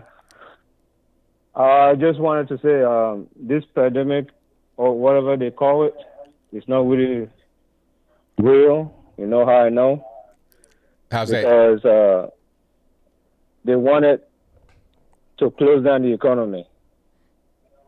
Okay. That didn't work. because they couldn't keep the people away for a long time. So now, what they want to do, they saw an opportunity again to shut down. That's why they allow all this destruction. Because with all the business being destroyed, it's going to take time before they build it up. And that's more people out of work. So look how much you spend on a guy's funeral that they know nothing about, they didn't even know exist. How much that people actually spend on that in 3 different cities. They're making it look bigger than any president in the whole wide world. I mean, even a king or queen died, they will not receive this kind of reception. So it's all a hoax, man. And also, I saw your debates with Destiny, both debates. Yeah. And that was crazy, man. That was crazy, man. I just like how you talking about statistics, but you don't look at the other way around. And then if I don't follow your own ignorant statistic, then you're ignorant yourself. You don't know anything. Oh, I can't even reason with you because you have no reason, because you don't agree with statistics, man. It's common sense. And you're yelling, you screaming. I'm like, my head was ringing, man. I'm just like, I don't know how you did it, man. I don't know how you do it. But those are the sentiments. And if you notice that debate, he was almost attacking black as if they couldn't do it. It's like he's looking down on black himself, like they are impossible to help themselves, so he has to help us. Exactly. They need to give us crap because we can do it on our own. And there's nothing more racist than that. And because you chose to be a free thinker, you start acting like you was ignorant, that you are probably proud. I can't believe you don't agree that, everybody was suffering back then. Maybe people were suffering, but how many years ago is that? How many years ago is that? You can't, man. I keep saying, man, they keep feeding black people anger. See what happened to the guy in Minnesota? Yeah. Man, you're going to turn on them too, because it just takes a brief moment when you don't agree with them, and they'll burn down everything you own. That's right. So I feel sorry for y'all, man. I'm American now, but at the same time, I just live within myself and just laugh and look at the news. But there's more people that is, up in arm about all this crap going on. I just saw what's going on, and I just like, I'm so free from it. And that's why I just wanted to give my 2 cents. All right, thank you for the call, man. Definitely appreciate you. Oh, no problem, brother. All right, shout out to my man coming all the way from the U.S., but from Nigeria originally. International. I got my man Nippin, Indian guy over there in U.K., my dog. Got my man coming from Nigeria in America. Got some Americans, of course, in the building. So shout out to everybody. You guys are the best audience on the internet. Let's get to the next call. All right, let's go. 661, you're on the line. Who am I speaking to? 661. I'm sorry? Yes, who am I speaking to? Hey, what's going on? Hey, ABL. I was just listening to you real quick on your podcast. I just had a quick question for you, brother, if you don't mind. I want your insight on this. Go for it. Everything going on in Seattle. They want to talk about this whole making a free society, right? So what's stopping anybody from labeling them as domestic terrorists? Labeling who is domestic terrorists? Because they put out a list of demands. The group that took over the 6 city blocks. Yeah. That's what I'm saying. What's stopping from people from labeling them as domestic terrorists? I mean, they are inciting terror into business owners and the American citizen people. Well, I don't really know what the law has to, what you got to go through as far as the law process to make that happen. So I really can't answer that question, but I think that you're on the right track with your line of thought. I think that something's got to be done, whether it's that or just crack down on current laws that they're breaking. Do something. I feel like they're pretty much allowed to be lawless and engage in lawlessness and wreak havoc in certain parts of the country with no opposition. Maybe it's like, people are in cahoots with it that are in the city, officials. I can't really tell, but something's going on and something should be done, whether it's that or something else. Yeah, no, I agree with you 100%, man. I just love your show, love what you're doing about it. Just keep up doing what you're good, and with everything else, man. All right, thank you for your call, man. Definitely appreciate you. No problem, brother. All right, shout out to the caller. You guys are the best callers in the world. Let's get to the next call. 772, you on the line. Who am I speaking to? Hey, what's happening, man? Everything's good, man. Can't complain. Good. So, first time I called you, I thought I was talking to a screener. Man, you come a long ways. You need to get a screener to get people on deck with these phone calls, man. But real good topics as usual. I'm glad I was able to get in because it's getting harder, and I know we got to be briefer because people are trying to get in. But dismantle police, ludicrous. George Floyd's funeral, heard is going worldwide. Look out for that. And the Chicago mayor, she deserved to get cursed out, man. But let me ask you this though: if you grow up in in urban or typical America, right? Especially, I grew up in Newark, New Jersey. Now I'm in Florida. But what's one of the things you could say when you go back? That street code. One of the things growing up in the hood, street code, is don't be a rat. True? Yeah, that was street code. Yep. Okay. What's the very next thing to the street code that'll jump off and cause all kind of problems? Somebody disrespecting somebody. True? Yeah. Okay. And that's the mentality. When you can't even respect elders, respect teachers, respect policemen. Yeah, there's some bad apples. And growing up, the police was even rougher than nowadays. Because back then, they put a boot up your you-know-what until you go home. Right. But it's just disrespect. You can't go off on a cop. Unless you fleeing a scene of a crime, which they need to chase you down, because you did a crime and they got to chase you down and take you down to the ground. True, once they got you secure, that's where they got to respectfully do the right thing. But man, it's all going back to respect. It's just you can't be disrespecting each other. I know, growing up, man, you just come off sideways and they thought you tried me. Disrespect. It'd be a group before whether school or adults fighting. Disrespect. Why can't they do the same thing, man? Hey, I can say this: great show. Dismantle police, ludicrous. George is down. God rest his soul. We need to move on. And these mayors and all these leaders, they got to atone for a lot of this. It's a lot of local stuff. They got to fix it up. But I'll try to see if I can get you next time. I'll let you move on with other callers. Appreciate you, man. Keep up the good work, my man. God bless. Thank you for the call, man. Definitely appreciate you. All right. Talk soon. All right. Shout out to the caller. Great call. Right on point.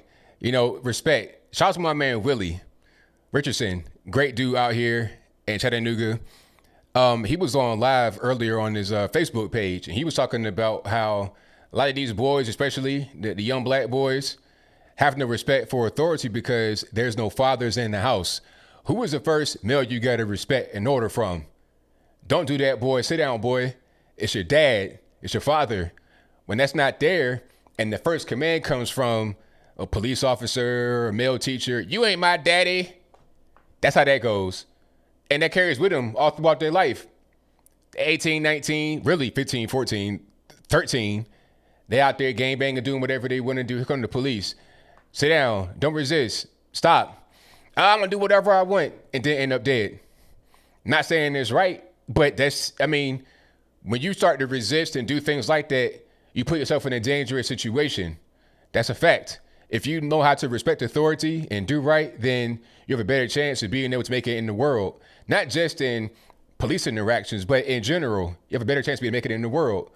But when you don't have that respect, when you don't care about authority, you have a very hard time being able to make it, and that's just facts. All right. 786 on the line. Who am I speaking to? 786. Who am I speaking to? Hello. What's going on, man? This is Alex. All righty, man. What's happening? Yeah, man. I'm actually glad I got to speak to you because I actually subscribed to your channel very recently. I'm calling you from the Miami area, and I'm just very curious to get your thoughts on this. I was actually talking to a friend of mine that I was at college with recently, and he tends to lean a little bit more on the Democratic side. He's an African-American male. He's actually Haitian, and I'm just curious because generally when I speak to somebody like that, I always try to get an idea of where they get the information from, where they get the source of media from. And generally they get it from like one source, whether it's Fox News or CNN. What are your thoughts on that? Because I know that alternative media like yourself, like Daily Wire and all these other groups of people that are on YouTube, that's kind of like a new thing, right? What are your thoughts on people that have strong views that generally only get it from like one source? That's part of the brainwashing. It's easy for people to kind of just have one train of thought and to only have one train of thought they listen to. Because if you're watching just Fox, just CNN, just MS-13 DNC, you're going to repeat pretty much whatever they say without having too much more mixed into it. See, me, I watch everything, and I really read more than I watch TV in general. And I also write a lot of stuff. And a lot of my news information comes from local news. I did a story today about, I forget what that was, but it was local story I did the actual report on. I put that in there because local news gives you the more accurate information because it doesn't have the national media, cable news trying to, turn and burn. Right. It is telling you what's going on in the local area. So people like that just don't have a lot of information because they're not receiving a lot of information. They're getting the spin from whatever source they're watching or reading or listening to. So yeah, people like that, that they got a one-track mind because listening to one track of information. Absolutely. And one of your channel, like I said recently, I subscribed to you very recently, in the heat of everything that's been going on with Minnesota. As somebody that tends to lean more on the conservative side, I still try to go out to the far left wing. Still listen to like somebody like Jimmy Dore, for example, or Kyle Kalinske from Secular Talk, just because I always want to try to like refine where I come from, and I never want to just seem like a crazy right wing guy. So, and I noticed that most people are really afraid of listening to the alternative media or anything that's against what they believe in. And I noticed that the majority of the people that are loud on the internet, especially when you have friends on Facebook, for example, or on Instagram, they generally only get one source of media, but they're the loudest one. So I guess it kind of goes back to like the whole echo chamber, where everybody shares on Facebook or on Instagram, but they only share that one thing that one source of media. So I'm just curious to know, have you had any experiences like that with close friends of yours? Oh, of course. Like regular people, like normies, they pretty much do that. They don't listen to they pretty much watch one source. Friends, they pretty like family, they do that. And that's just kind of normal, right? Unfortunately. And, I feel like if they're going to do that, listen to a guy like me or somebody else, because I'll give you all sides of it. And I'll give you, like, even when I do my videos, I write an article on the website and it has sources in it from various websites. So I always do that. And every video, I make sure it's not just from Breitbart, Fox. I'll give you CBS, CNN, Fox. I'll give you everything and local news too. So you're not just getting one source, even though you're getting one source, you're getting everything from other sources from that one source. Yeah, I agree. And I think that whenever you're strong in your beliefs, they're a little bit more refined and stronger when you listen to the alternative as far right or as far left, opposite of the direction that you believe in. I feel like it helps refine what you believe in if you listen to somebody or everybody, even if they're on the complete other side of the spectrum. I believe that it helps refine what you believe in if you're able to listen to them and listen to like an entire video, for example, that's tends to lean far left or far right. I feel like everybody should do that. It's the same way, like I feel like everybody should have a retail job just because of all of the stuff that's associated with dealing with people. I feel like everybody should, at the very least, strong in your beliefs, or if you hold any particular beliefs, you should always have them challenged by listening to somebody on the other side. But anyways, I really appreciate you answering the call. Wasn't expecting to talk. Just got done with the run and out of breath, but I really appreciate you. Thank you for the call, man. Definitely appreciate it. All right, shout out to the caller. Great call. Let's get to the next call. Let's go. All right, Matt, what's going on? Hey, how's it going, Anthony? Everything's good, man. Can't complain. Hey, I was seeing Pelosi wearing the African colors. Yeah, some of that the kente cloth from Ghana. That's like what that is. It's like the African attire. If that makes any sense. Yeah, I didn't know if she was gonna celebrate Kwanzaa or if she was gonna climb a mountain and raise up Simba or something. Hilarious. Hey, I just wanted to talk about Seattle for a minute, or I'm slightly outside of Seattle, the next county over. And we had our county commissioner come out and say, both on one hand that the police are going to make a space for basically lawlessness is what they're going to do, and even in Capitol Hill where there's literally no black people in Capitol Hill, the NA5 has established a 6-block corridor of basically Lord of the Flies going on up there right now. Right. Yeah. But he also said that he would not tolerate businesses attempting to protect themselves. We actually had that happen up here, and a whole lot of nothing happened. Basically, some people with guns came, and people call them racist and stuff, but nothing got looted or broken into or anything like that. So he said that he's going to crack down on that sort of thing. And I wanted to make a prediction. I think it kind of equates to suicide in a way, not like suicide of the culture, but women attempt suicide more often, and men actually do it more often. And it's a weird statistic if you think about it, but I think when it comes to leftists, I think the left attempts terrorism and this kind of lawlessness more often, but the right, I think what's going to happen, they're going to push the wrong person against the wall, and there's going to be like a David Koresh or a Waco or a Oklahoma City, something happening. There's going to be some extreme hardline right person that's going to break. And what really kind of surprises me is that I feel like the Lavoy Finicum, I don't know if you know who that is. I feel like he's a hero. I remember that story. I covered that story. Yeah, and he's a very rare, extreme hardliner that really made a huge attempt to bring people together, to make a point. I mean, they occupied a bird sanctuary that was, it wasn't used by anybody, and they killed a guy. They killed a guy on his way to go see the sheriff, actually, and speak at a town hall. I make a prediction that they're going to push the wrong person against the wall, like whether it's a business or something, or the leftists are going to kill the wrong person, and something very bad is going to happen. Well, hopefully not, but anything can happen. Yeah, that's all I got for you, and give it some thought. I know the economy kind of crashed when I said it was going to crash, but I'm following these message boards and stuff like that. There's some dangerous people out there that you don't want to mess with. No doubt. All right, man. Be good. Thank you for the call, man. Definitely appreciate it. All righty. Shout out to my man Matt for the call. Let's get to the next call. Number to call, 434-658-1220. Let's go ahead and get into it. 334, you're on the line. Who am I speaking to? What's up, ABL? It's Russ from Knoxville. All righty, man. What's going on? Not much, man. I was just, I was thinking, this whole Black Lives Matter movement, it really has the normal, logical thinking people, really scared to speak up. And, because I've spoke up a few times and I've been accused of being racist and whatnot. But do you think there'll eventually be a time to where they'll speak up and it'll just kind of make matters a whole lot worse. Because, you know, of course, they're going to push back. When you said who will speak up now? Like the normal, logical speaking people, like, you know, the people that speak with facts.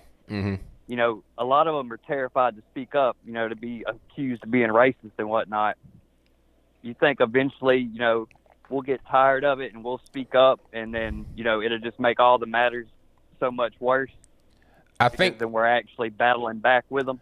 I think what'll happen is eventually people will start to speak up, and it'll be, if people do speak up, it has to be a lot of us, not just a few people, the outliers, people that are scared. It's got to be everybody. It's got to be like an overwhelming force to the point where the people that support this whole Black Lives Matter nonsense are so small in number that they have no leverage at all. But until then, there's going to be some problems. Now, the question is anybody willing to take those arrows and go across the field and just do it? People got to be willing to do it. And if not, then nothing will happen as a result. Nothing will change if nobody's willing to make the change or try for the change. Right. That's what I was just calling in to see what you thought about that, and I appreciate the show. I just enjoy watching every Wednesday and Saturday. I'll let you go. I know you got a lot of callers. Thank you for the call, man. Definitely appreciate you. Yes, sir. All right, shout out to the caller. Now, okay, this here, I'm gonna show you this video right quick. You guys know that I grew up in Virginia. I used to live in this particular part of Portsmouth. Well, my dad used to live right here, so I know all about this. You know, matter of fact, I'm gonna show you a few little pictures of places I know about very well. Okay, matter of fact, this is in Portsmouth, Virginia. They're having this so-called protest against the monument out Portsmouth. That nobody knows about that monument on Court Street. Don't nobody go over there. Like, it ain't nothing over there. They used to have Crush over there. It's a little soul food restaurant, but that's been gone for years. Nobody goes over there, really. That's not even the part of town anybody goes to. Okay, these people probably not even from this particular part of the city. Ain't nobody staying downtown and live right here. But anyway, see this little building right here? With the red, I went there for school. That's actually an art center. That's TCC, Tarboro Community College Art Center. I went to school right there, if I'm not mistaken. I'm pretty sure it had the red little spires right there. And that's the monument. They didn't put all kind of graffiti on it. They pouring paint on it. Hold on, let me just turn the volume down. They pouring paint on it. This is just simple vandalism right here. And anybody getting arrested. This is a small city, Portsmouth. You might have 95,000 people in the whole city. It's a small city. You know, they didn't put BLM, George Floyd, all kind of stupid stuff on it. This is just stupid. For what though? Like, literally nobody comes here, like, to this particular part of the city. Ain't nobody right there. Okay, I'm from there. I know about it. Okay, remove the stain. Don't nobody care about this. They probably don't even know. They probably had to Google this. This Asian guy, not from Portsmouth at all. I can tell you right now, Portsmouth is 55% black. These people right here are not from there. I can tell you that for 100% certain. Okay. Now they out here just, chanting and stuff. They're getting pizzas. Okay, Norfolk County Courthouse, whatever. So yeah, right there. I know about the building. I went to school right there. Matter of fact, up here in the top, it was beautiful because it was the art center, and that's where I learned graphic design. They had tables and chairs. It was like luxurious, like 8-foot long desks. IMAX back in like 2004. Had natural sunlight coming in. It was great. It wasn't a computer lab. It was like an actual, kind of like what I'm doing right now. It was real comfortable. This little statue right here was never even a thing I really even saw. I don't even really care about the statue. Who cares? Nobody cares about the statue, like, at all, in the least bit. Okay? But they out here destroying it, and because people are just, they're sheep. It's been there for years. Never was a problem before. But now all of a sudden, because of Black Lives Matter, all this, that, and the third. So I think now they didn't cut the rifle off the statue. This is just outright vandalism. This guy got, I don't know if he got doo-doo stains or what going on. He's holding up like he has like a trophy, holding up a piece of the statue. It's like, what are you even doing, sir? Go back to Virginia Beach. I'm not from Portsmouth, but I'm done. I'm getting irritated now because I'm seeing where I grew up, my city, having these numbnuts out here just tearing stuff up for no reason. It's just dumb. It's just dumb. And you had bigger problems in Portsmouth than a statue that don't nobody even care about. You got all kind of crime, violence, drugs, everything else out there in that particular part of the city. In that city, you got a lot of problems. Okay, when they had Section 8 vouchers open up, they had, I think it was 10,000 people lined up outside in the heat. 10,000 people. So you worried about tearing down statues for real? Is that your concern? A statue? Will that get you a job, a place to live? I'm done. Let's get back to the calls. The number to call is 434-658-1220. Again, 434-658-1220. Let's go. 225 here online. Who am I speaking to? Hello? Yes, who am I speaking to? Amber. Sorry. My video must be behind, but... Yeah, don't watch that. Just talk on the phone. Okay. I was wondering, like, there was this video I've seen that was really interesting. It's by a black preacher that I like. His name's Alan Parr, and he had they sat down, had a civil conversation with a white preacher. So it was a white and a black man discussing, like, civil conversation, and it was really interesting, but you can see that they kind of beat around the bush on topics, because not to hurt anyone's feelings. And I just would like for you to go watch that and maybe review about it, or maybe you talk, do kind of the same concept they did. It was kind of interesting. So what was the person's name? His name's Alan, but his YouTube name is The Beat. The Beast or The Beat? The Beat, B-E-A-T. Okay, I'll check it out and see what's going on with it. What's that? So I'll check it out and see what's going on. I see it right now. The Beat, Alan Parr, P-A-R-R. Yes, sir. Okay, I'll check it out for sure. Yeah, if you could do a review on it, or even have the same, maybe the same concept they had. I wish I can do that, but I asked a couple of my black friends, but they didn't want to do it with me. It's all right. Are you still in school? Like, how old are you? I'm 20. Yeah, I go to university, local. Oh, okay. So is it still kind of like weird there? Like everything is, SJW, you got to be politically correct. Is that what's going on? Not really. I mean, my state is kind of a swing state, so it's kind of 50-50. Okay. But there's definitely SJWs for sure. Gotcha. I got you. I lost some friends because of my beliefs, for sure. It happens. Don't worry about it. You'll gain more friends than you lost, so don't even worry about it.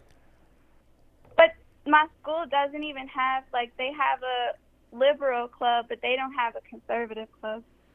Oh, of course. That's usually how it is. I mean, but I think that you have conservatives that operate kind of on a down low. They don't want to be out there publicly, but they kind of operate. You may have friends that you talk to that are conservative, but there's no official club for it. It's unfortunate, but that's kind of how it is. Maybe that could change. Who knows? Yeah, I hope so. But also, have you seen that the polls misled Trump? Like, they were showing that Biden was in the lead, but supposedly not. Well, they always do that. That's normal. They did the same thing last time in 2016. Oh. They said that Hillary Clinton was going to win with a 98% positive rate, but it wound up obviously not being that case. It was the same thing. Like a lot of these polls, sometimes they're right, sometimes they're wrong, sometimes they're loaded, sometimes they're not. It's kind of hard to tell. It's kind of a crapshoot, really. Yeah, it's kind of irrelevant to even look at them, really. Exactly. But people want to follow the crowd. There's people that want to follow wherever the majority goes to, it seems, maybe. That's right. But how are things in Virginia? They got the people damaging the property and stuff.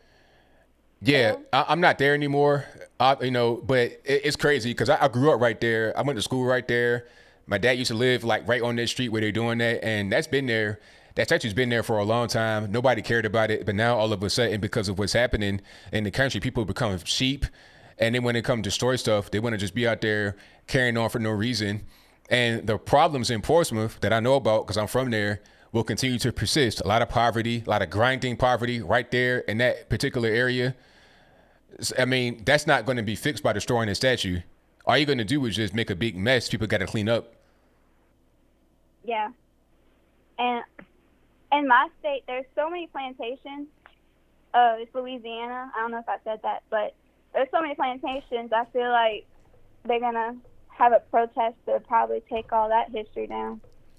Yeah, probably so. I mean, everything's getting taken down now, but people are becoming more ignorant, and that's really unfortunate. They should understand history, learn from it, and know what to take that's positive and what's negative, and not repeat the negative, only repeat the positive. But people don't think about it like that. They just want to engage in violence. That's all. Yeah, and they still have the Holocaust, like, historical things, do they? They sure do. I'm not sure. Yeah, and nobody's like, you don't see like Jewish people having a big fuss. That's right. Okay, well, it was good talking to you. Well, thank you for the call. Definitely appreciate you. No problem. Thanks for your videos. All right, no problem. Bye. All right, shout out to the caller. Most certainly appreciate her. Yeah, but I'm irritated at how they tore down that statue though, like, or just defacing it. I'm really kind of irritated about that for sure. I am irritated. But let's get to the next call. Let's go. All right, calling on the line, 571. Who am I speaking to? Hey, ABL. My name's Ashawn. How you doing, man? All right, everything's good, man. What's happening? Good. Not much. I saw you the other day on RT. I was cracking up. I was like, man, he trying hard as crap not to laugh at that lady. But you know what? I was more excited to be there because I enjoy debates. That's like, to me, that's just fun. Right. So that's what, that's what you saw, really. Yeah, I'm in the same boat. It's funny because I'm 27, right? I've been black my whole life. I have not once ever been oppressed by white people. If anything, by and large, I was oppressed by the other black people in my community because I'm light skinned. Both my parents are black, but I'm light skinned. So where I grew up at in like DC, Maryland, PG County, it was mostly the other black kids picking on me up until, I forgot, like 6th grade. We had a huge influx of Spanish kids who came in. But the other day, I had gotten a debate with, it was like 5 or 6 older guys. They were like in their 40s, all college educated black guys. They all make 6 figures plus. And they were all griping and complaining about how they were all oppressed and how white people are not allowing them to progress in life and take the necessary steps they need to be able to be a success. So my biggest thing that I've been trying to figure out is how do you convey, like how you yourself, how would you convey to a person that has gotten an education, that has a 6-figure plus job, works for the Department of Defense, the Department of Justice, they have 4 or 5 houses, who sits and tells somebody, I've been oppressed my whole life, when they make more money than most white people. Right. So how do I convey what exactly? So how do you convey the idea that basically you're not oppressed? You're not truly oppressed if you've reached that status of success. I mean, I think the proof should be in the pudding, shouldn't it? I mean, if they got to that level, I mean, if they've been able to get all that, then that should be proof right there. But then some people would say, I'm the exception, I was that in the third. It's like, why are you so special? What makes you just so special? Like, were you did God come down from the sky and just ordain you to be a special person? Or were you created the same as all of us? Do you have the same innate ability that we all have within us to be able to accomplish things, to be able to do things? Okay, what makes you so special and me not special? Why can't I do the same thing you did? Why not? I mean, this is America. This ain't like, third world country where if you're born into a situation, you're pretty much going to stay there. This is America. You could do whatever you want. There's all kind of resources available. Everybody has a smartphone. We have great infrastructure here that's cheap, free, readily available. If people aren't making some out of their lives, or they're not doing anything at all, it's their fault in America. People come from other countries, can't speak English, have no money, come over here and dominate. Why? Because they take advantage of their country. They don't take it for granted. They respect our country. They understand what we have to offer and take advantage of it. Unlike a lot of people that are born here, raised here, they have that kind of mentality in their mind. They can't do anything, and they don't do anything because that's what they have been expected to do, what they've been expected to be. So that's what I would say. Right. And that was like my biggest thing. Like for me, I grew up, I had a real rough life where starting out at like dad on crack, grew up in a black hood. By the time I was 5, my mom had gotten in a car accident, was in a coma, completely forgot I existed. So 5, 6 years old, it's me and my 6-year-old sister running around in the hood with the drug dealers, teaching us how to budget, how to count money, how to do all those things. I spent the entirety of my life up until, let's say, about 22, believing this lie that I was oppressed because I was black. And then as I got older, kept getting in trouble. I had fallen into like alcoholism, all this other crazy stuff. When I got older, I went to jail, got out, and one defining moment changed my life, and it was me selling drugs. I had just hit a whole new low in life. And I paused for a second, and I was like, you know what? It's wild. How in the world am I sitting here, but I'm looking across the street, and I see a black man in a BMW driving down the street in a nice suit with a nice job, probably take care of his family and everything else. If the actual narrative of blacks can't make it was true, especially coming from that demographic, then me now wouldn't be where I am. Literally within the 2 years of me making that decision, I started a company making $250,000 a year. I got my own place, car, everything in my life started playing out. And my biggest thing is we all have our own independent responsibilities for whether we should or should not do something. And at some age, we have to accept responsibility for our actions. So even if you started out with a bad lot in life, or racism happened 30, 40, 50 years ago to everyone in your family, if it has not directly happened to you, even if you're taught those things, at some age, you know right from wrong and you become responsible for what you do or do not do. So you can't blame white people. And in that debate I had, the biggest thing I had a problem with was people saying that just because you are born white, just because you have the DNA of a white person running through your veins, you are inherently racist, whether you know it or not. Just from existing, you are now a racist and are a part of the problem. To me, that just doesn't make sense. It's a weird term, but reverse racism. That's what white people did to black people 80 years ago for 400 years, supposedly. That's what they did to us. So why would we turn around and end up doing the same thing and then say that we stand for justice when we're the ones killing each other by and large disproportionately than almost anything else other than, I guess, diabetes and heart disease? Blacks kill each other left and right. We oppress each other. We kill each other. We sell drugs to each other. We burn down our businesses. We tear up our neighborhoods. That's all on us. So I don't know. I saw you earlier today on Officer Tatum's channel, and I was like, oh man, I should probably try to call in today and just say what's up. So that's all I got. Thanks for answering, man, and thanks for your 2 cents. And I hope you take care and stay blessed. Thank you for the call, man. Definitely appreciate you. All right, take care. All right, peace. Great call. That says it right there. I can't say no better myself. That was an excellent call. Shout out to my man. You know, coming from nothing, building himself up, realizing that, hey, I could change my life, I could change my mentality and become somebody. And he did that. This is America, best country on earth. Why not? Anybody can. Anybody can. You know? So shout out to my man. That was really good call. Shout out to him. All right, let's get to the next call. Let's go. All right, Jordan, what's happening? Nothing much, ABL. You can hear me? I hear you well. That's good. You doing all right? Yep, everything's great. Can't complain. That's good. Hey, did you know that Walmart is contemplating leaving Chicago? Oh, really? Like the entire city? Like no more Walmart at all? Yeah. Wow. And Mayor Beetlejuice, or Lori Lightfoot, depending on how you want to do, is begging them to stay, pretty much. I mean, why would she be surprised that they're leaving when you make it inhospitable for them to be there? This is kind of a common sense thing, ain't it? Yeah. I was looking at that interview, the leaked footage, and I hate that Fox News did this, but they cut out a certain part of that interview when the alderman went on that rant towards the mayor.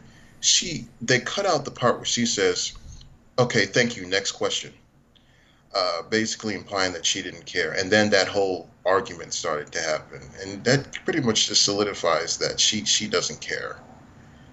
The mayor of Chicago doesn't care. Right? Nah, she doesn't. She doesn't really care. It's not even. It's just like, okay, what are you even doing here? Were you planted here? Like Rahm Emanuel was back in the day by Barack Obama. Like, what are you even doing? You just a body in an oversized pantsuit? What's going on? Yeah, that's what people were thinking. They were like, okay, so being the mayor means nothing apparently. Like, look at Minneapolis. His response to the mayor's response to that whole thing was abysmal. It was just, it's so bad. You know, that there are companies like Seven Sigma and a bunch of other manufacturing companies and other businesses. They're reportedly leaving Minneapolis too. So you get to see the start of businesses fleeing. But you know what? I was told that the companies have insurance and they'll come right back. That's what I was told. So, I mean, I'm not sure how that's really working out.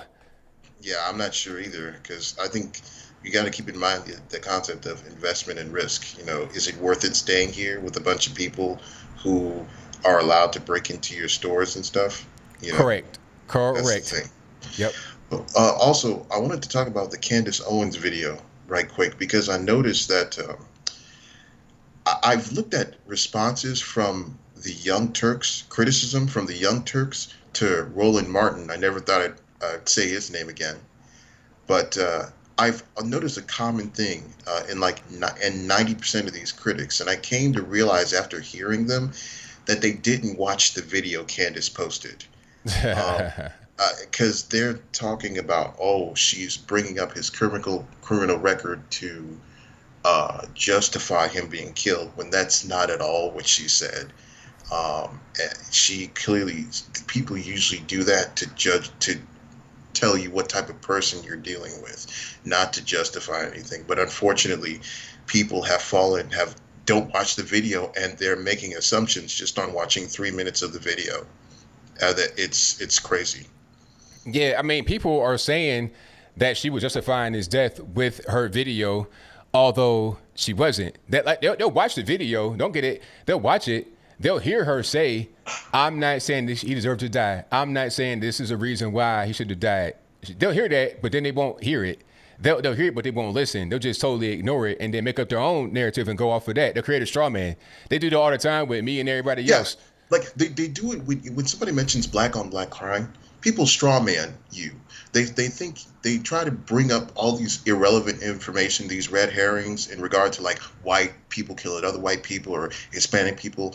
And I noticed that liberals and a few black conservatives on Twitter, whose names I'm not going to say, I questioned whether they are actually conservatives, but they do this too. They say, well, it's socioeconomic conditions. White people kill other white people. This is nothing new. But that's not the point. Nobody's saying that's the argument. The argument is there are black people that kill black people more so than white people kill black people. Do those lives matter? That's it. But they don't. But they bring up all this stuff that has nothing to do with what we're talking about. Yeah, exactly. They bring all kind of stuff is irrelevant. But, you know, a lot of people aren't really conservative. They claim they are, but they're not. They might vote for Trump, or they might say, yay, 2A, but they're not really conservative, because being conservative is not just how you vote. You could be a liberal and vote for a Republican. That's not even really it. It's about how you are internally. See, before I voted for Trump, before I became politically conservative, I was always a conservative socially. That's been me. That's how I was raised. A lot of people are not conservative socially. They might just be kind of a swing voter and think because I vote differently sometimes, that makes me a conservative. That's not even really what's going on. People need to understand who they are, what they are, and be able to press forward with that. A lot of young people don't really understand yet. Some do, but some don't. When I was young, I didn't understand. And then I got older and grew up and understood. That's kind of what's going on. People that are misidentifying themselves. Yeah, pretty much. All right, ABL, I'm a head out. I got some cleaning to do, so I'll catch you later. All right, thank you for the call, man. Definitely appreciate you. All right, peace. Peace. All right, shout out to my man Jordan for the call. Most certainly appreciate it. But yeah, a lot of swing voters that vote, you know, Republican, conservative sometimes, that think they're conservative, but they're really not.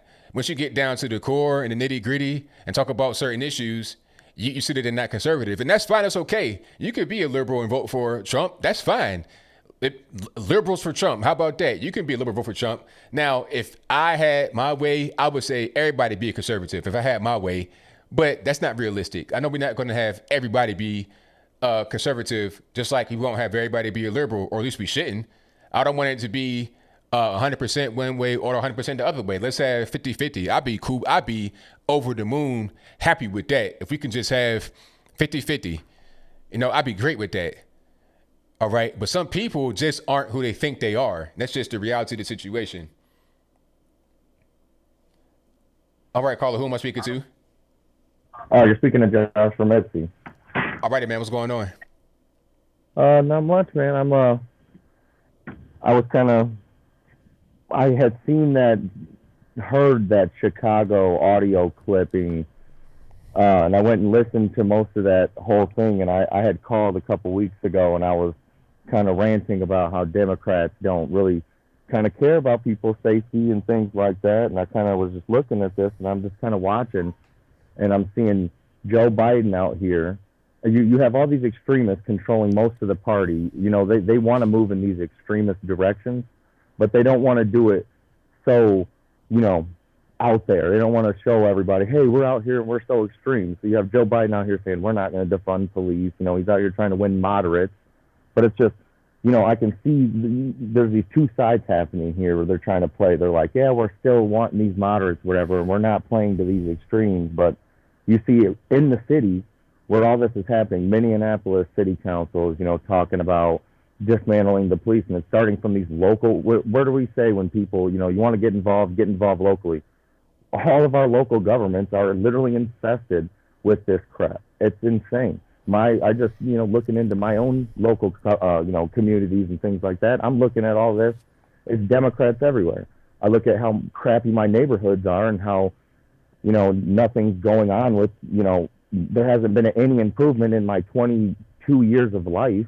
And I'm like, they've been Democrat run the whole time, you know, and I'm watching these guys just try to play this game and try to act like they're caring about things. And, you know, you just see, you know, I see my friends and coworkers I was working with. I used to work at this company in Ann Arbor, Michigan, that it's kind of like a cult-like mentality that they try to instill in people. It's a real left-leaning organization, and one of the first things they try to do is get you to kind of control your language. Don't say things this way, you know.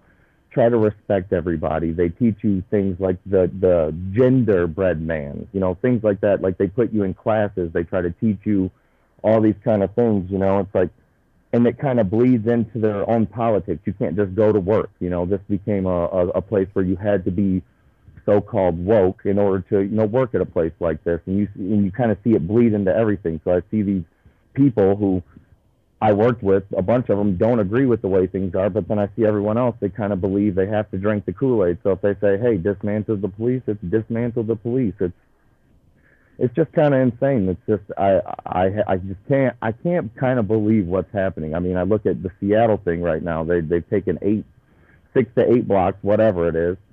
And, you know, they claim they're against, you know, border security and they want open borders, this and that. And then they, you know, I seen a funny tweet about it, and it, you know, they take the first thing they do when they take, you know, 8 blocks is they, you know, put in strict border security and they, you know, check people's IDs and see who's coming in and out and don't let certain people in, and they're extorting people. I'm like, oh my goodness, aren't you everything that you said you're against? You know, it's just kind of crazy what I'm seeing right now, and I just, I don't know, man. It's just I can't believe what I see anymore. It's when I think it can get worse, it gets worse. I hear you, man. Hopefully, you know, things kind of turn around and make just get better, because if we keep going down this road, I'm not really sure where it ends. If it ever comes to an end, what's going to be there at the end of the road? Right. Yeah.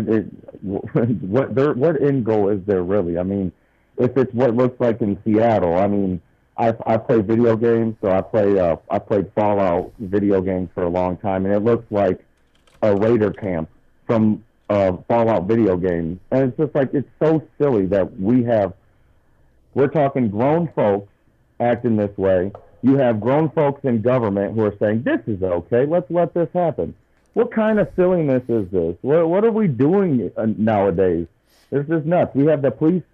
The police union leader or whatever that was in New York speaking common sense to people. Like, why are we acting like people are walking out of their streets and cops are shooting them down on their way to school?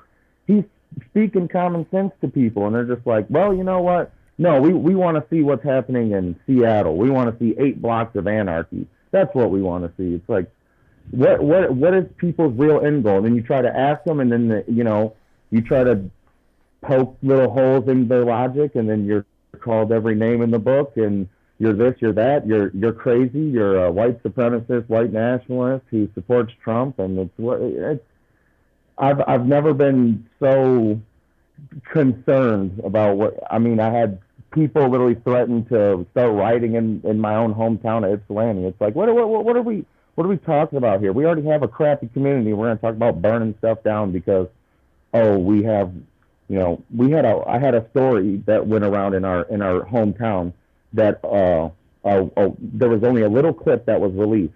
So it was on World Star Hip Hop, everything, of a Washtenaw County officer arresting a woman, and only thing we can see is him going to arrest her. Her head's in his arm, and he starts, he throws 3 punches at her, hits her in the head. And so I told everyone, wait until the story comes out because you guys are going to rush to judgment. You're going to think it's a racist white cop because you already do. You're trying to fulfill your confirmation bias. And then all of a sudden you see, everybody's posting, hey, racist white cops, let's go riot, let's go protest, let's go do this, whatever. I mean, it ended up being peaceful, but what ended up coming out is the officer she tried to bite the officer's arm like a pit bull. She was intruding on an investigation, right. Investigation, and she's biting. And then she goes to when the cop has told her multiple times, "Hey, step away from the scene. We're in the middle of a shooting investigation." She gets arrested because she doesn't listen, and then bites his arm like she's 5 years old. When someone says, "Hey, you cannot do that," and then you don't comply, you break the law, you get arrested, you don't get to bite people. But then apparently because he had to end up getting stitches in his arm, and on the videotape that the Washtenaw County Sheriff, who our sheriff. I'm sorry, caller, but you gotta kind of wrap up real quick. I got a lot of calls. Oh, yep, absolutely. It's just what ends up happening is it ends up our black sheriff brings out all the footage, and what comes out is he gets injured, she gets punched, and they all say racist cop, and they're all rioting. They still believe it's the same thing. This is just the same logic that happens all day throughout mainstream media, and it's just getting a little sickening. But I appreciate you, ABL. Thank you, man. Thank you for the call, man. Definitely appreciate you. Appreciate you, brother. All right, shout out to the caller. Now, what I was doing, I wasn't asleep just now. I was doing my Instagram caption because this picture, I'm gonna put it up. This is on my Instagram right here. I'm gonna put this picture up because what's happening is this is what I was showing you earlier of those morons in Portsmouth tearing down the statue. Because I went to school right there. My dad used to live right there on that same street. I would walk to school like this. This is what I would be doing. I would come from my mom's house. At the time I'm like 19, 20. I'm living at home. I'm working at Old Country Buffet, and then on days where I can go to school, obviously I would just come up to Portsmouth because I was living across the way in Chesapeake. So I come through the tunnel, go to Portsmouth downtown. I park at my dad's house because he had a condo right there, right by the Portsmouth City Jail. It's this brown building. He used to live right there in the condo. So I'll pull up, put my little number in the gate, park in the garage, and come out to the front. I might go say what's up to Dad. I come down the condo to the first floor. I walk down the street. Where he lived was right there where the ferry picks up. If you know about Virginia, Portsmouth, you know what I'm talking about. The ferry picks up right there at the end of High Street, Water Street, whatever that is. I walk straight down, and then to the right is where my school was. That's that white building. I'm gonna show you right quick. This kind of was personal because I used to go to school here. I never had a problem. Okay, let's get visual aid. So this is the school I went to back in 2003, 2005. Like on and off, whenever I had a class there. This is TCC, Topwater Community College. It's the art center. You can look it up right now and be the same building.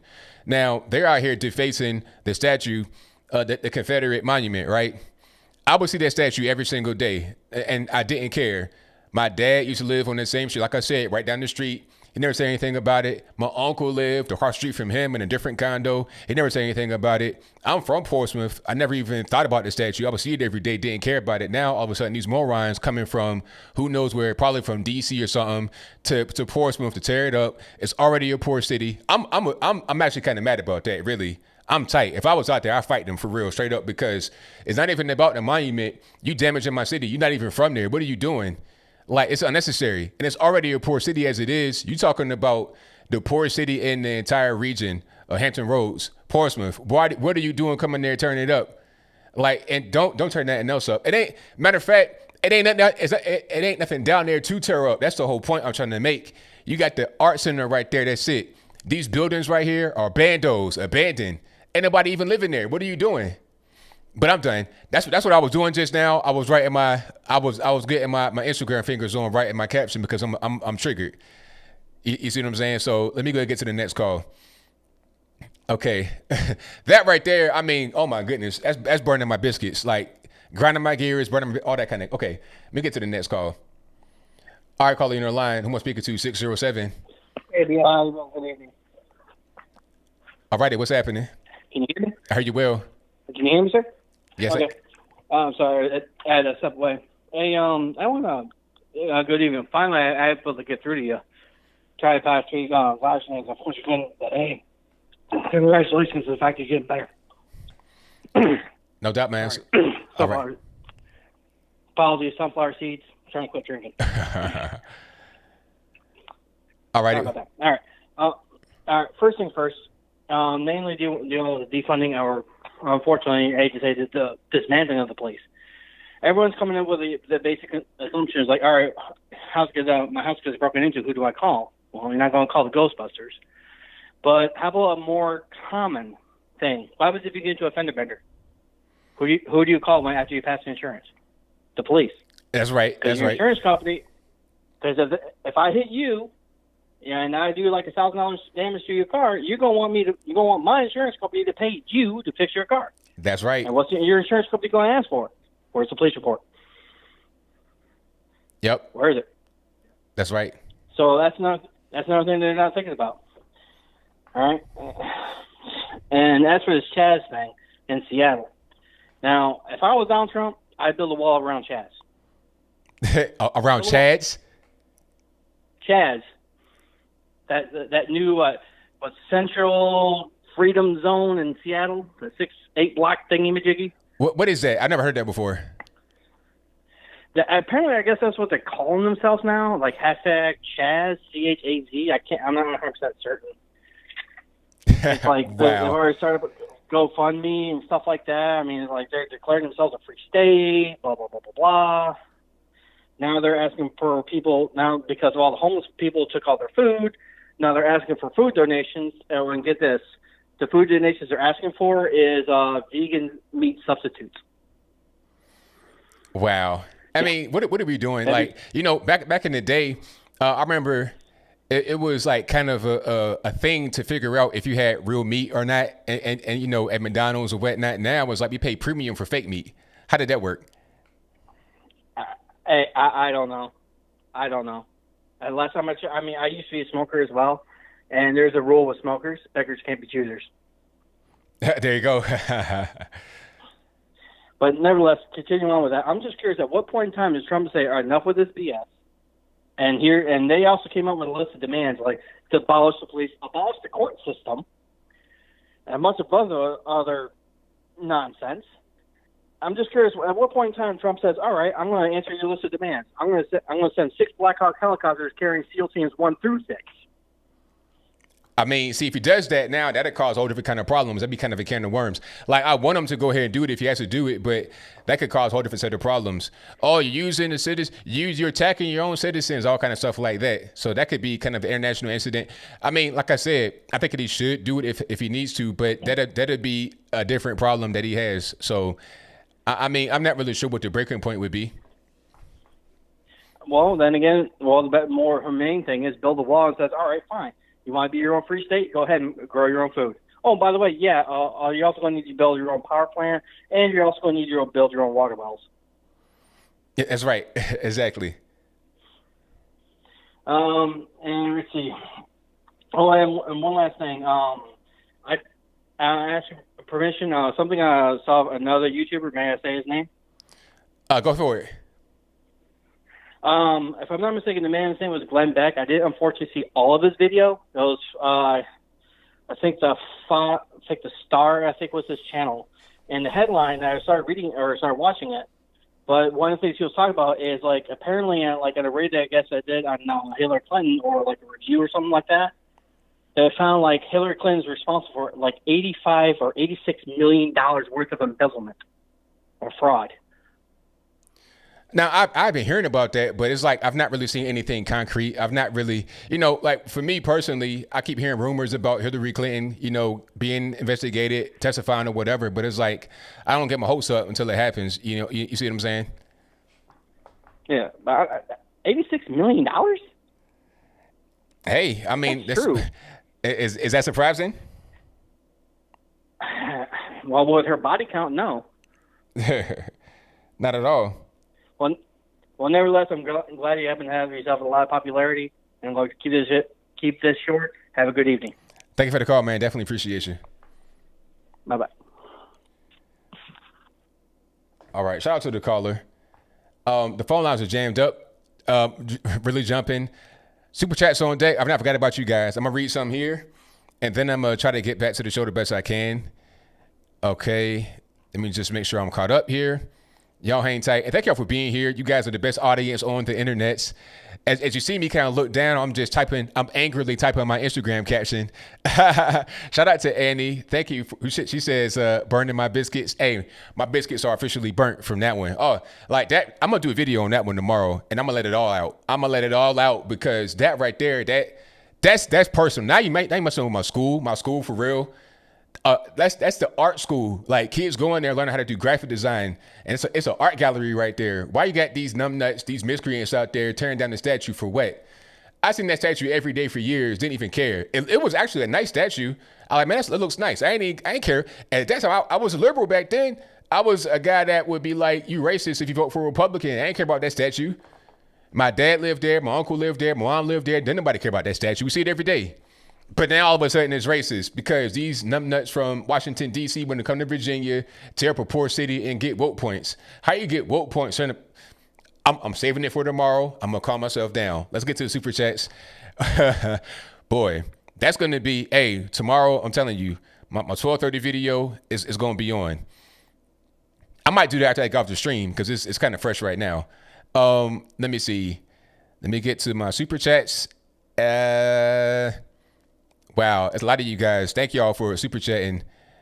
Shout out to, let me see.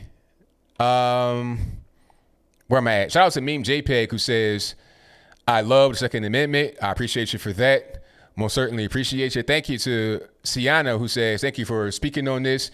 There is a huge disparity between Dorn and Floyd funerals funding. Black men in general, where are you? Speak up. Hey, you're right on point with that. Thank you for your donation.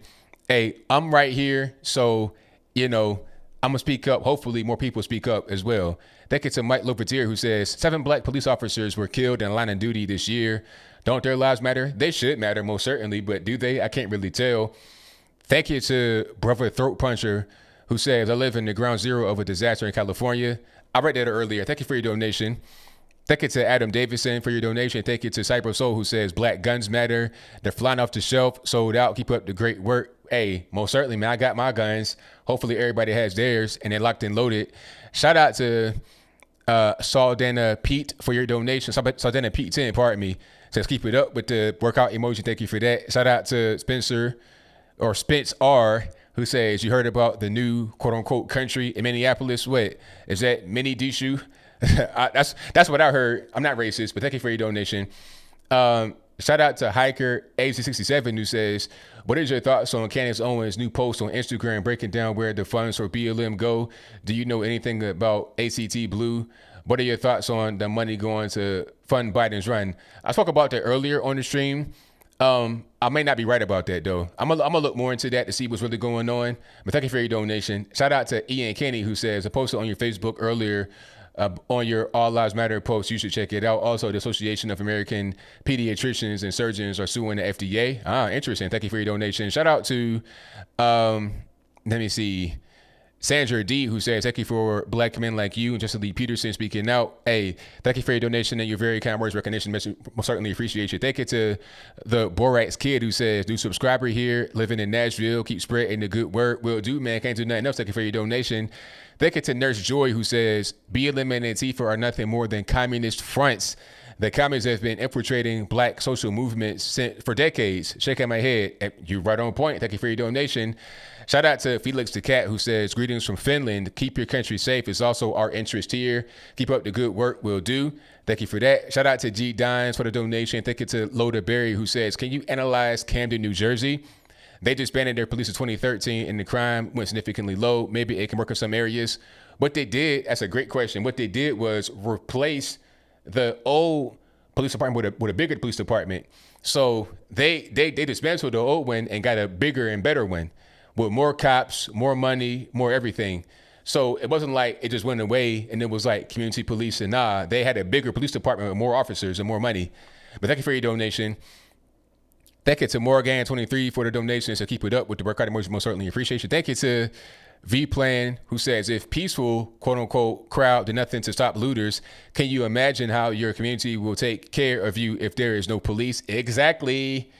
Thank you for your donation. Most certainly appreciate you. Thank you to What's the Matter You, who says, I was unable to watch the Soy Boy Destiny, parentheses, female stripper name, hilarious interview. That Soy Boy was really uninformed. Hey, man, you said it, not me. Thank you for your donation. Shout out to Charles Smith, who says, what should I tell people about white privilege? That it doesn't exist. And if you think that a person has privilege because they're white, that they might be a little bit racist or prejudiced or something like that. Alrighty. And talk about people that are not white that are doing very well, and those that are white that are not doing very well. Like I said, where I live at right now, people digging in dumpsters and all kind of stuff, trying to find a little bit of food. Where's the privilege for them? I don't really know. Shout out to Chief Rocco, who says, ABL, the real question is, will the same white folks who were marching and protesting with black folks protest and march reparations? Oh, good question. Good question. Maybe they will. But if the solution is it's got to come from their personal pocket, they ain't gonna be doing that. Thank you for your donation. Thank you to Quest360, who says, what is your take on Cornel West last night on Hannity? That was hilarious. I saw that. I put it on my Facebook and Instagram. That was hilarious. But I was impressed with Leo Terrell. Leo Terrell's usually the screaming, hollering one on the left, but he was more like the Republican. That was crazy. First time for everything, huh? Like, broken clock right twice a day, ain't it? Shout out to Suleiman Muhammad, who says, smoking in the car as we speak. You gotta stop that, man. You ain't trying to get pulled by the police. Thank you for your donation. Thank you, Double O Tyrone, who says, how should I convince the Democrats in my family? It's hard, man. It's not a thing I like doing. I just like putting out facts on my Instagrams and my Facebooks and stuff like that. You know, they text me talking about, I don't like that, Anthony. You said something wrong. I don't, whatever. I'm going to say what I say. I'm a grown adult. Anyway, thank you for your donation. Thank you to Justice Smith, who says, no sides, officer to officer. He was wrong, to be honest. Thank you for that. Most certainly appreciate you. Thank you to Stacey Lopez, who says, love your videos. Thank you for your very kind words. Thank you to Toolshed76, who says, curious to hear your opinion on GoFundMe suspending Candace Owens' account. I personally think she's amazing, very intelligent, and speaks her mind. First female American president. I hope so. Hey, that'd be great. I would love it for her to be the president. I did a video about that, actually. So I was able to express myself a little bit deeper on that, but I think they were dead wrong. And I support Candace Owens 100%. If she say run through a brick wall, I'm running through the brick wall, because she's taking all these arrows for us. You understand? She's saying things that a lot of us, even people like me, don't want to say. I'll say it, but people like me, and not me, people like me don't want to say. You understand? So I stand with her 100%. To be a woman out there taking them arrows, I stand with her 100%. That's like my little sister. But thank you for your donation. Shout out to Anna Toko for your donations, to keep it up. Most certainly appreciate it. Thank you to Jay Greer, who says, daily dose of sanity. Thank you, ABL. Thank you for your very kind words and your donation. Shout out to David McFarland, who says, couple dollars to show my appreciation. ABL, thank you for that. Thank you to Sienna, who says, North Carolina militia, where do I sign up? Hey, good question. Thank you to Liz R, who says, ABL, you were awesome. Thank you for your video. Thank you for your very kind words. Thank you to John Galt for your donation. Thank you to An Opinion, who says, people are afraid to be canceled because it ruined lives and family. Black Lives Matter website says they want to dismantle the nuclear family, dad, mom, and child, because they have no plan to help men. ABL, you're a gift from God for the people. Thank you. Thank you for your very kind words. Most certainly appreciate you. And Black Lives Matter, they most certainly don't care about the nuclear family. They're more about the LGBTQ, A, B, C, D, E, F, G community, rather than just regular, straight, heterosexual people. But thank you for your donation. And also Democrats, not conservative gays. But anyway, shout out to Clear Prop for your donation. Thank you to New Wave Bossa Nova, who says, Reminds me of celebrities singing Imagine. Yeah, that was super cringy. Cringe on 9,000. Thank you for that. Shout out to Ramsey Sharma, who says domestic terror, the committing of terrorist acts in the perpetrator's own country against their fellow citizens, Antifa and Black Lives Matter defined perfectly. I agree with you 100%. Thank you to my man, Killer Sushi 99, who says people want politicians to fix the sink, but you got to fix the well first. Black dads matter 100%. Shout out to all the great Americans in the chat tonight and you, ABL, for bringing us all together. Hey, ain't no problem, man. I couldn't do it without y'all. Shout out to Tony Mario Golden II, who says, how big of a fan of Star Trek are you and why? I don't know anything about Star Trek. Sorry to burst your bubble. Shout out to James Burlow, who says, if the NFL takes a knee, we must boycott. I agree with you 1,000%. All right. I'll take a few more calls. Back to super chats, then wrap it on up, put a bow on the top. Let's go this next call. All right, calling on line 704. Who am I speaking to? It's Boosters, my friend. What's going on, ABL? Everything's good, man. Can't complain about yourself. Man, you get more popular than Popeye's chicken sandwich. Took me about 200 phone calls to get in with you. I want to give a shout out to my son, Casey, because he's the one who told me to keep calling in. But I was want to talk to you. You know, like Martin Luther King, you know, when he gave his speech, Dr. King and all about how he had a dream for his 4 kids one day living in one nation where he was not judged by the color of their skin but the content of their character. How upset would he be with AOC that in every conversation, if she's wrong, automatically she's going to start out, she's going to throw that out there about her being a woman of color. Like, it seems like she uses that as a pass or an excuse on why she's wrong on something, or to get people on her side to sympathize with her. You know what I mean? Instead of her just coming out being like, well, this is what it is, every conversation has to start with like what she was doing with McNanny or whatever, with the tweet backwards and forwards where she's talking about a woman of, taking down a woman, she's not the first person to bring a woman down or calling a woman of color a lesser position than what she is. So why do you think she uses this? I mean, like mentally, why? Like me as a man, like I am who I am. You set me for who I am, and if I have flaws, I have flaws. But I'm not going to sit here and start a conversation out by being like, "Hi, my name is Sammy, and I am a person of color, so automatically my point's more valid than yours." Well, you see, what happens is a lot of these people. A lot of the social justice warrior types, a lot of the so-called woke people, they use that to identify themselves. They use that to differentiate between people, and they use that to have certain opinions be valid versus invalid. That's what they do. And, it's to the point now, it's gotten so silly where you got people that are not even, that are white using it. People like Sean King, Richard Dolezal. It's like, now it's just kind of just become ridiculous. Yeah, to me it's crazy. Like I see it, it's like saying you're of color validates your point more than the next person. Instead of being like, Dr. King will be rolling in his grave right now because so this is not what he wanted. This is not what all he wanted to do was people to stand hand in hand, arm to arm. This is who we are. We are human. We are not black. We are not white. We are human, and that's what he pledged. And now these people use this stuff. I feel like what the other caller was talking about, like we're reversing the racism stuff back to where, like, going back to like that campus girl that stood up and was in that room was talking about how she was feeling threatened because there was more white people than her in there, could people leave and stuff. I feel like they brainwash people of color or this next generation. You know what I mean? Like, if you go back to like the kids of the 50s and 60s, once it's separated, you have parents. If you watch the little kids, they talk respectfully. They acted respectfully. The kids of color, they acted respectfully. They spoke respectfully.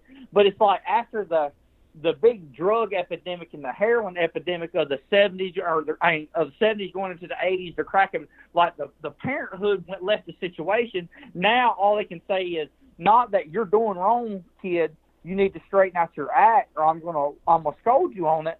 It's the police is the fault. No, what we need to do as humans, instead of going through being like, if you have a problem with the police, instead of you calling the police when you need them, you need to police your community. Not saying like they're talking about how getting rid of the police. Police, you will always need the police. There will always need to be judges. There will always need to be jails, because without the judicial system, it'd be chaos. It'd be chaotic because it's every man for themselves to do what they want to do. But what I'm saying is, like, me as a man, if I go to Walmart, if I see somebody stealing, and I've done this before, when you step outside that door, your butt's mine. I'm going to go ahead and tell you. I'm grabbing you. I'm letting you know, look, you come on back inside because you returning what you stole. If I am a black person and I see a buddy of mine that's selling drugs, or if I hear about somebody doing this, then I need to be the adult in the situation and say, hey, man, that don't look good on us.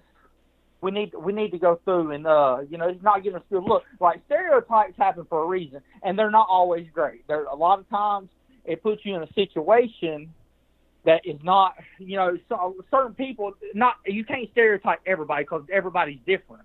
But if a person gets mauled by a dog, then when they get around another dog, are they going to be scared? Of course they're going to be scared. You know what I mean? Like, if you ever got bit by a dog, you're going to be scared you get bit by another dog. Well, these people the news, they don't realize that the news and the movies have portrayed people a certain way, people of color, a certain way for so many years that it has washed people. Now they put these same people on pedestals because they knew they screwed up with what they did. You know what I mean? And the 70s and the 80s and the 90s, the way they portrayed people is not everyone. But That's now right. they feel bad for it. It's like they sympathize with these people. So instead of all these people that want to run their mouth and talk about black and white, first of all, you need to get a wide range of your news. You don't need to be stuck on one of nothing. You need Exactly. to, like hindsight 2020, you need to make your own opinion on what you don't let someone else make your opinion for you as a man. But when you're bringing your kids up, if you know the law is a certain way, then you need to teach your child. That's right. Hey, look, I'm right there with you, man. I'm sorry to cut you off, but I got a lot of calls on online. That was a really, really good call, man. I appreciate you. Yeah. Hey, I'll see you later. Thank you. Bye. Thank you for the call.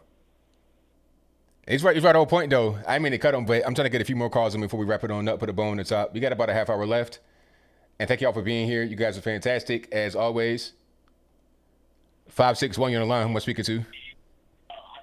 Hello? Yes, who am I speaking to? Hi, this is Ron. All righty, Ron, what's going on?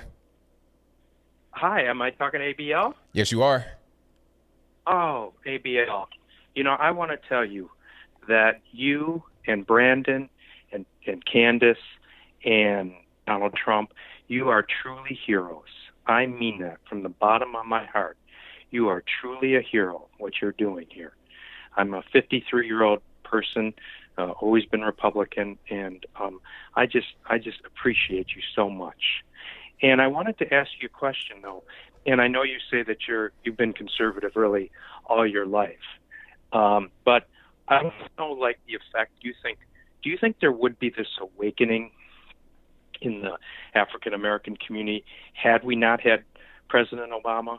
Because I think President Obama was just awful. I mean, the poison that he was telling to people, and it really upsets me that he has a 95% approval rating. And I wanted to ask you if you think this is because, okay, we turned a new leaf here in America with a African American president, yet it's the same issues. Well, I think Barack Obama definitely did do it for a lot of us, because I voted for Obama in 2008. And then I saw that the hope and change thing didn't really come to fruition. And then I was just sitting there thinking to myself, well, maybe just because he's black, he wasn't going to actually do things for me. Maybe I was hoodwinked. Maybe I was led astray. Maybe I thought the wrong thing. So then that kind of sent me down the rabbit hole. And I feel like I'm not the only one that did that.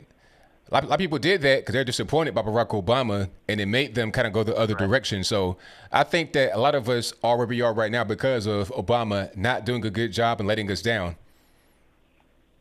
Right. And how do you counter even what Obama is still an influence? I mean, look at him on Netflix, look at him, who knows what he's doing, but it's, like with that whole graduation thing, it's just so disappointing that I haven't heard him speak for months. And what's his first thing he talks about? He talks about, well, the coronavirus and how much it's disproportionately affecting African Americans. And okay, I can understand it, but there's a reason behind it. I mean, it's not just outright racism, and this whole theme of racism. And it's just such a pleasure to hear, especially that caller a couple times ago, a 27-year-old guy, you know, his story, and just says, look, and you're constantly saying, and Brandon and Candace, you're saying it, this is America. You have the opportunity. It's there for you. Nobody is, I want you to be rich. I hope all this is making you wealthy, because you certainly deserve it, ABL and Brandon. And I'm saying that, look how great this is, that you can say, you know what, I don't want to be just a conventional thinker, and I'm going to go out on my own. And so you're really a true credit. You know, I hope, I don't know if you guys came to Fort Lauderdale. I mean, I met Brandon and Candace. I didn't even in Fort Lauderdale. I hope you guys are going to like tour some more and come to South Florida. Yeah, hopefully so. I just want you to know I just want you to know that somebody like myself is just out here, and I'm just listening, and I mean, it's love. It's not, you know, I'm happily married with children, but it's really like when you look at men who are stepping up and saying things are not right, and I'm going to put my neck on the line to say things are not right. That's you. And I want you to know I'm behind you, and we're behind you so much. And I'm going to continue to listen, and hopefully I can meet you someday. Well, thank you for the call. I definitely appreciate you. My pleasure. Thank you again for everything. Thank you. Bye. All right. Shout out to the caller. Most certainly appreciate him. All right, caller. Can I say your name? I have it on the screen in front of me. How you doing, sir? Everything's great. How about yourself? I'm good. I didn't actually think I'd get through to you. You're on the line, boss. Brilliant. So the one thing that I wanted to mention, like yourself, I'm really upset about the statues being destroyed. I'm not sure. Have you heard of Tommy Robinson before? Yeah, yes, I have. So Tommy Robinson is orchestrating a defense of the Winston Churchill statue this weekend on Saturday. I wondered whether you had any input on that. What do you think about that in particular? Because I've agreed with Tommy on things in the past. I haven't agreed with Tommy on some things before. But what do you think about the fact that he's kind of inviting people to go down to stand around the statue and defend that? I don't like tearing down any statues, because what happens is you kind of rewrite history to what whoever is tearing it down wants it to be. You change history, and when you don't understand history, when you don't have the full context, the good, bad, ugly, everything, when you don't have the full context, you're doomed to repeat it. So I don't like tearing down any kind of statues. It's a similar thing going on here with the Confederate monuments. Like, I just saw something that happened in my hometown where I grew up in Portsmouth, Virginia. We got Portsmouth over here. We got Virginia. We got Norfolk, Suffolk. You know, same things you got over there. But in Portsmouth, they are tearing down or tearing up the statue of a Confederate monument. Now, I saw the statue every day when I went to school, right there on that same street, right across from the statue. I would see it from the school. Never thought about it, didn't care. And back then I was a liberal. I thought it was a nice statue. I didn't care about it. But now all of a sudden they're tearing it down. And when they do that, they want to just rewrite history and change the narrative. I don't like that at all. So I'm in favor of keeping all the monuments up. I think it's important to remember the past and where you came from. And it's not fair to kind of rewrite history. They may not be perfect people, but a lot of people weren't perfect people. But the fact that there's a statue there is commemorating something that they did, not necessarily that person, like who they were. But I think more to the point of what I was asking more so was the idea that he's kind of inviting people round to defend it. It sounds kind of aggressive. I can see how there would be confrontation because of that. I didn't know where to go myself. Do you want to ask me if I think that it's going to invite problems, invite trouble? I think I can see where he's coming from, and because he's patriotic himself, he wants to defend that monument, but I can see that it might get out of hand, and that would make the conservatives, I say conservative, I don't think he's not conservative, but he is on the right. That might make us look even worse, and that was just going to be an absolute field day for left-wing news over here, like The Guardian. It's just going to have an absolute field day with it. I personally don't think it's a great idea. But so here's a question for you though. What's the alternative? Do you just let them tear it down? Like what can be done to not have the statue go down? Of course, no, I totally believe that. I would rather keep the statue up, of course. So how would you accomplish that goal if you wanted to keep the statue up? Well, they can see that. I'd like to think that law enforcement can see that. Look, this is a planned thing that's happening on Saturday from the Black Lives Matter movement, and Tommy's kind of there to counter. So I'd like to assume that the police can see that that's going to happen, up the numbers, and have them do that job for them. Tommy's group is kind of taking it into their own hands. So that's the confusion that I'm kind of dealing with at the moment. Is that a good thing? Is it a bad thing? Like you said, I'd much rather keep them up. But it's the method of doing so. We can't really fight aggression with more aggression. Do you know what I mean?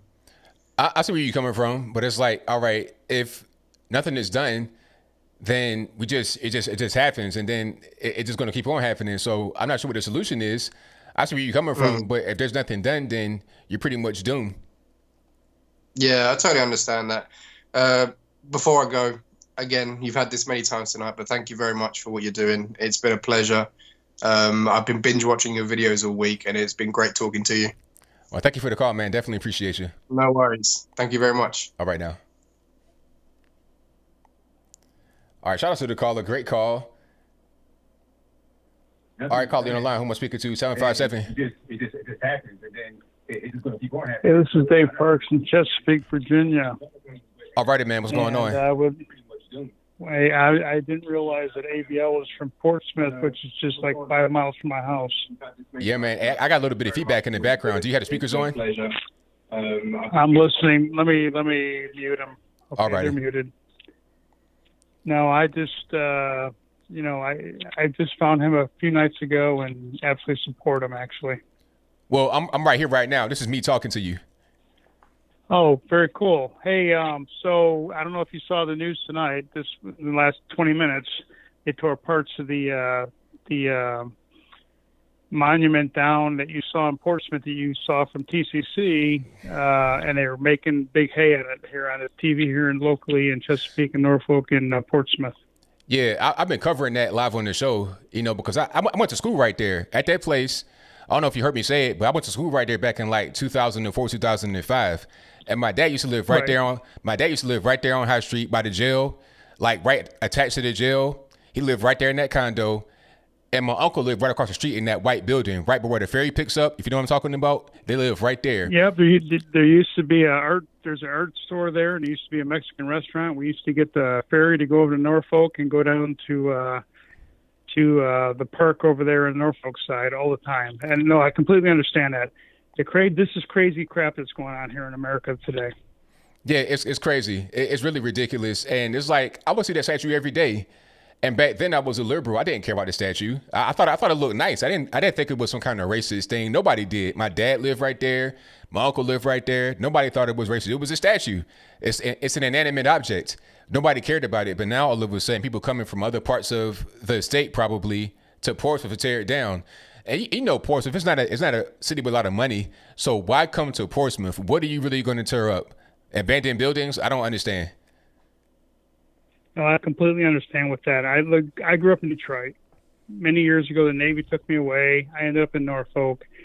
And I can tell you that, this part of the country, I love it. I love the weather. But let me tell you, I cannot believe the direction that this state has gone. I'm not sure if you're still in Virginia or not, but I left. This is just. I left about 2 years ago, and I'm sad that I did, but at the same time, I'm glad that I did because I see what you're seeing, how the state is going in the wrong direction.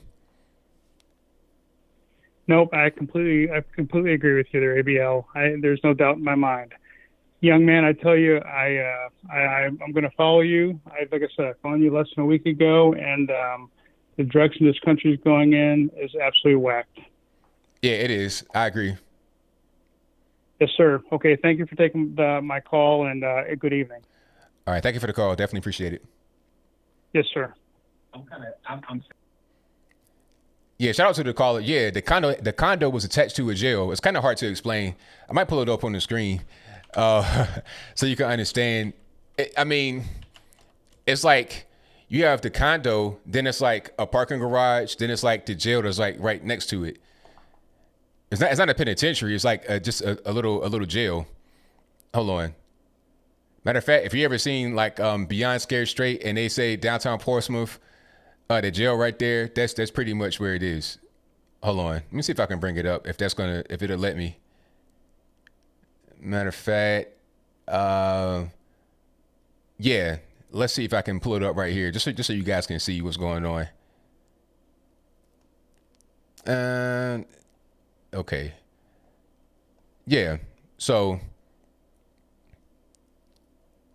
I'm gonna go to the back of it right here, see where the ferry picks up and all that kind of good stuff. Okay, let me see. Just kind of hard to see, but anyway. Okay, so you have the condos like right here, right? And you see this street. If you go straight down here and you go to your right and take it to where the Confederate monument is and where TCC is, I think that's a bank right there. And it's like little shops right here. And you see right behind here, it's like a little parking garage. That is attached to the jail. And then right here, you got the ferry. You can go to downtown Norfolk. My uncle used to live right here back in the day. That's also, it used to be like an old train station or something, or like a ship station. I think it was a ship station or a train station, one or both. And then you got the back of it right there. That's Crawford Square. And right here, this is the way you go to the jail. It's like a little garage right there. And then the jail is right here. You see, it's like right there. But it's real secure. Ain't nobody going to escape. You know, you ain't got to worry about nobody escaping. But it's like real close. That's kind of how it was. Okay. Let's take a few more calls. Let's go. Victor, what's going on? Hey, thanks for taking my call. No problem, man. Yeah. So, so in your last call, how you mentioned how the Virginia is going the wrong direction. Yeah. Well, you could thank us, the people who live in Arlington and Alexandria. You know, the area with carry the most population and carry the most voting weight. Yeah. I mean, I've been known about that. You know, the funny part about that is that that's where the Confederate battle flag came from, Northern Virginia. That's where it started. Yeah. That was the original Northern Virginia. Yep. Yeah, I think I actually learned about that in about the Battle of Fredericksburg. Yeah, which is about 50 miles from me. Yeah. So anyway, so last week I mentioned how there's a database that lists the police killings that year, and I want to go over just a few, okay? Where, and this is just in 2019, where you have Joseph Roberts, a white man from Minnesota, where he had a knife. Now we hear that, well, they don't, the police don't kill people who carry knives or they're unarmed, but it's a black man. But no, you have one person here that was killed by the cops. Now, another one in Kentucky where Claire Jewell, she was unarmed, a white woman, killed, and you don't even hear anything about why she got killed by the cops. All you know that the cops killed her. She ran away, and we don't know what else happened. And guess what happened to the cop? He wasn't charged. And another one is Sean Joseph Billinger. Well, no, I'm not even gonna go to that one. David Novak from Washington, where they thought that he was carrying a gun. Come and find out that it was a bat. And based off the video that their parents are talking about, the cops were not endangered. But guess what? That cop wasn't charged. So all these people, and these are all white people that I brought up. And the reason why I brought this up, it just goes to show you that the blacks are not being targeted as they think it is. Is it an issue? You could say it's an issue, but as far as it's saying that cops are targeting blacks, it's not what they think. And on top of that, white people too are getting killed. Unarmed white people are getting killed, and cops are not being charged when they kill these unarmed white people. And reason why you don't hear this in the media, in the national media, because it's not going to break ratings. And this shows that I think the national media, they just want to start a race war and just cover up how this country actually did progress and is still progressing. You may not think, or the people might think that it's not progressing fast enough, but it is progressing. Yeah. Yeah. So anyway, that's all I want to bring up. Just basically that list of showing that there are people who are killed that are not black, and nothing happened to those cops, and blacks are not targeted as they think they are. But that's all I got, and thanks for taking my call. Thank you for the call, man. Definitely appreciate you. All right, bye. Talk to my man Victor for the call. Most certainly appreciate him. I think I got room for like one more call maybe, and then I gotta wrap it up, put a bow on the top. Let's go to the next one. 956 on the line. Who am I speaking to? Hey, ABL, it's Eric from Texas. All righty, man. What's going on? Nothing, man. I just wanted to ask you, man, if you've heard about the autonomous group / militia that's taking control of part of the city of Seattle, man. Now I'm hearing about this. Now I heard about like the like a building, like a city council building or something like that. Yeah, they barricaded looks like a couple of streets, and they're not allowing cops in, and they're taking over. And it's been for the past 3 days, man. And apparently the mayor hasn't done anything about it. And these guys are armed, dude. They got the body armor on. They got the ARs and AKs. They're strapped, dude. Got the helmets on. And apparently nobody's reported on it, man. None of the news outlets, anything like that. Well, if you've heard anything. I'm hearing little rumors, but I've not really heard a lot about it. I'm gonna look more into it now that you said something about it. But I think what ended up happening with that is they might get some kind of funny gas, to come across their path, and then the next day they wake up in the dark room and Gitmo somewhere. Yeah. Like, people don't understand. They think that they got the power. They can do whatever they want. There's some stuff out there you don't even know about that'll just get you. So I think they might want to stop doing whatever they're doing, because when the federals come in, it's a wrap. Yeah, man. Yeah. I'm just I'm wondering what the end game is for the Democrats, man. I don't know if they want it to be like you remember that movie Demolition Man, where the cops were all like real nice and like they didn't arrest people, and Wesley Snipes basically had his way with them, and they had all these crazy. I don't know if you ever saw the movie Demolition Man, Sylvester Stallone, Wesley Snipes. Yeah, back in the day. Came out night.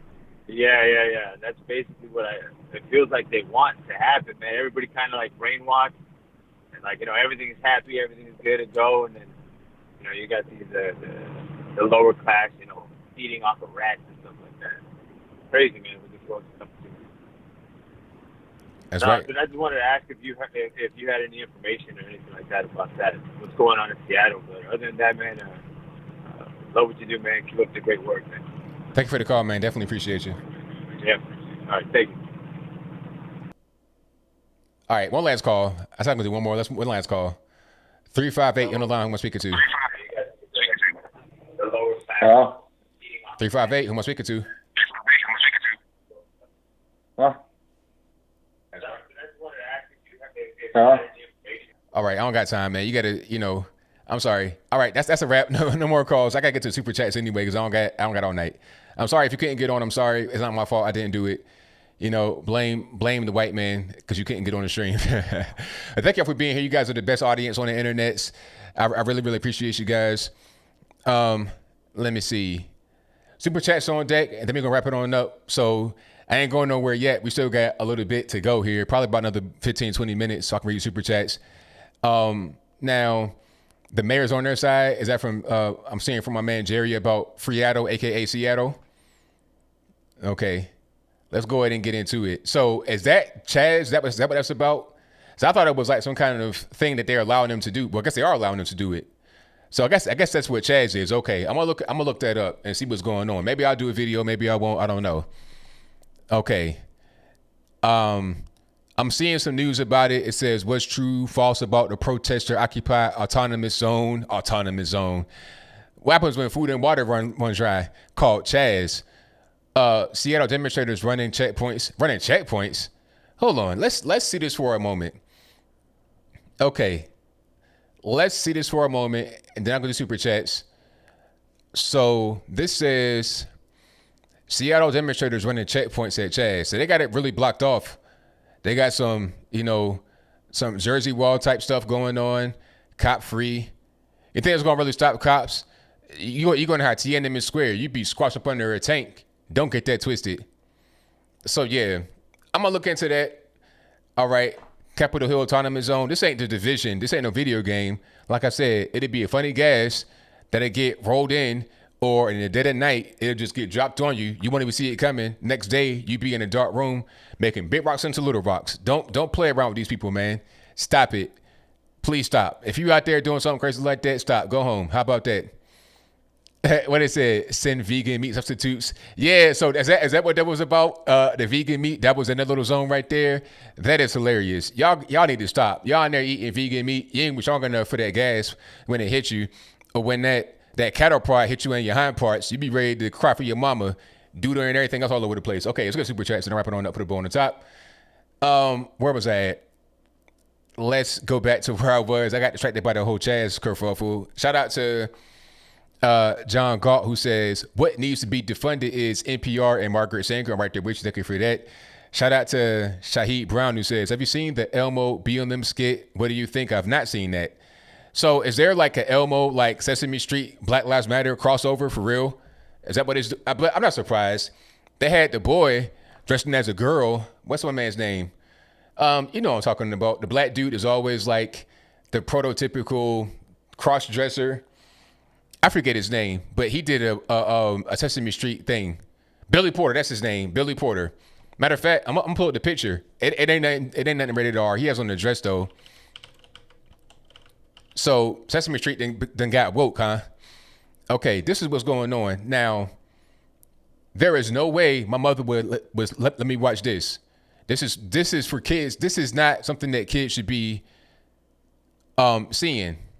Okay, you see what's going on. This is Sesame Street, and this man has on a dress. What are we doing? This is totally inappropriate. Totally inappropriate. So they had a man on a dress, in Sesame Street. So if they do a Black Lives Matter crossover, I'm not surprised. I am not surprised. And they wonder why alternative media taking over. YouTube's taking over because people are tired. They're tired of this corporate, ridiculous garbage that keeps getting pushed. They've had enough. They're done. All right, super chats on deck. Let me get to those right quick, and then I wrap it on up. I keep saying that over and over, but I'm gonna get to that for real. Where was I? I'm totally lost. Here we go. Thank you to Carl Smith, who says, I appreciate you for what you're doing and what you stand for. Thank you for having the fortitude to stand up for what's right and a problem, man. I couldn't do it without you. Thank you for your donation. Shout out to DJ Soul Lady 1984, who says racism is not dead, it's on life support. CPR being performed by the left, the media, and Black Lives Matter. Very good point. Thank you for that. Thank you to Matt Deckard, who says, any ideas for what Disney should change the name of Splash Mountain to? I don't know anything about that, but thank you for your donation. Thank you to CTC 41392, who says Target, Costco, and Walmart are all pulling out of the Chicago area, and this info was from people from Indiana. Hey, read what you sow. Thank you to Talix 001, who says watching the looting, no one mentions that the people doing it are white, black, look between 18 and 25. Have they even tried to participate? Doubt they even have paid taxes their entire lives. Of course, that's what's going on, but anybody really worried about that? Thank you for your donation. Shout out to Brittany Kennison for your donation, who says #1 fan. I appreciate you for that. Thank you to Talix 001, who says it's not about race, it's about values all day long. Thank you to John Galt for the donation that says goal with the emoji. Thank you to Hiker 67 who says, you are amazing. Thank you for your donation. Thank you to my man, Killer Sushi, who says, your words are violence. Silence is violence. This is the world we live in. Nonsense on parade. Exactly. If you speak and that's violence, but you're quiet and that's violence, how does that make any sense? It doesn't. Thank you to New Wave Bossa Nova, who says, yeah, ABL, thank you for that. Shout out to Dylan KS, who says, the puffy emoji, maybe you couldn't get on, I don't know what's going on. Thank you to the outlaw Johnny Law, who says ABO saving our country one show at a time. Hey, just doing my part, man. Thank you for your donation. Shout out to Annie Springer, who says I said already, burning my biscuits. Thank you to, let me see, oh yeah, shout out to Dave Parks for becoming an ABL superstar. I appreciate you. Thank you to KW, who says thoughts on a rookie officer involved in Floyd's death who was fourth day on the job, faced 50 years in the penitentiary. He's going to beat that. He won't go to jail. He didn't do anything wrong. Like, literally didn't do anything wrong. What he did was by the book, and he was following the orders of his superior, which was Derek Chauvin. If anything, Derek Chauvin to get locked up, but nobody else will. I don't know why they charged them. Maybe they're trying to calm the riots down. That was unnecessary. Shout out to Ian Kinney, who says they're suing the FDA for lying about hydroxychloroquine and allowing 150 million donated pills to deteriorate in warehouses. Wow. Thank you for that. Definitely appreciate you. Thank you to Blah X for the donation. I appreciate you. I'm tearing up here. Let me get some water. Thank you to Zedochus Kingsford, who says, Kasharma Sawat, she is staging the coup in Seattle. Yeah. I've seen her before in Seattle saying crazy things. Not surprising at all. Thank you to Joe Balls 85, who says common sense isn't so common. You're right on point. Thank you for that. Thank you to Ramo Boston, who says, hi ABL, I always enjoy your videos. I feel like you always have an unbiased point of view on the current events. I try to keep it on point. Thank you for that. Thank you to Jack K, who says, thanks for sharing the truth and peace. Thank you for that. Thank you to Jazzy Cat for the donation with the laughing emoji. I appreciate you for that one. Thank you to Hudson Jackson II, who says, either NASCAR has gone weak or social justice trolls have infiltrated the sport. It just banned the Confederate flag at its events. Troglodytes really are the secular version of ISIS. Wow. That's right on point, man. Thank you for that. Definitely appreciate you. Shout out to John Galt for the donation. With the emoji. Thank you to Steel Nerve Thoughtfulness, who says, time may flow in a straight line, but history goes in circles. Wow. That's right on point. Oh, that was a good one, man. Put it on a t-shirt. Shout out to Sienna, who says, hopefully I'm not butchering your name, who says, can I see it? It's just a donation. Thank you for that. All right. I think I have everyone. Hopefully I do. I'm going to refresh right quick just to make sure I got everybody, and then I'll wrap it on up. You guys have been the best audience. You always are. If you are not subscribed yet, please do so. If you're listening to me on an audio streaming platform, please give a 5-star rating, review, whatever you can do, share it. And also, if you're still on the stream on YouTube, please like the video, share the video. And if you're not subscribed yet, go ahead and do that for me. Push the subscribe button, and when you do that, click the bell as well. When you click the bell, you should get notified whenever I go live and or post a new video. So that'll be a wrap for me. Thank you to the moderators doing a great job as always. We got Bill from the Hill, Liza Jean, Michelle A, Ansel, Killer Sushi, True Helper. I see you, Ken Bone. Thank you for doing what you do. All you guys do excellent work all the time. Streams as well. I think that'll be it. I'll be live again this Thursday. That's tomorrow with Brandon Tatum on his show, on his channel. So tune into that. You don't want to miss it. That's a really good show, really hot show. And I'll be live again on this channel on Saturday from 8 p.m. Eastern to 11 p.m. Eastern. And I post new videos pretty much every single day on this channel. All right, so check those out. And until next time, y'all be safe. I'm out. And peace.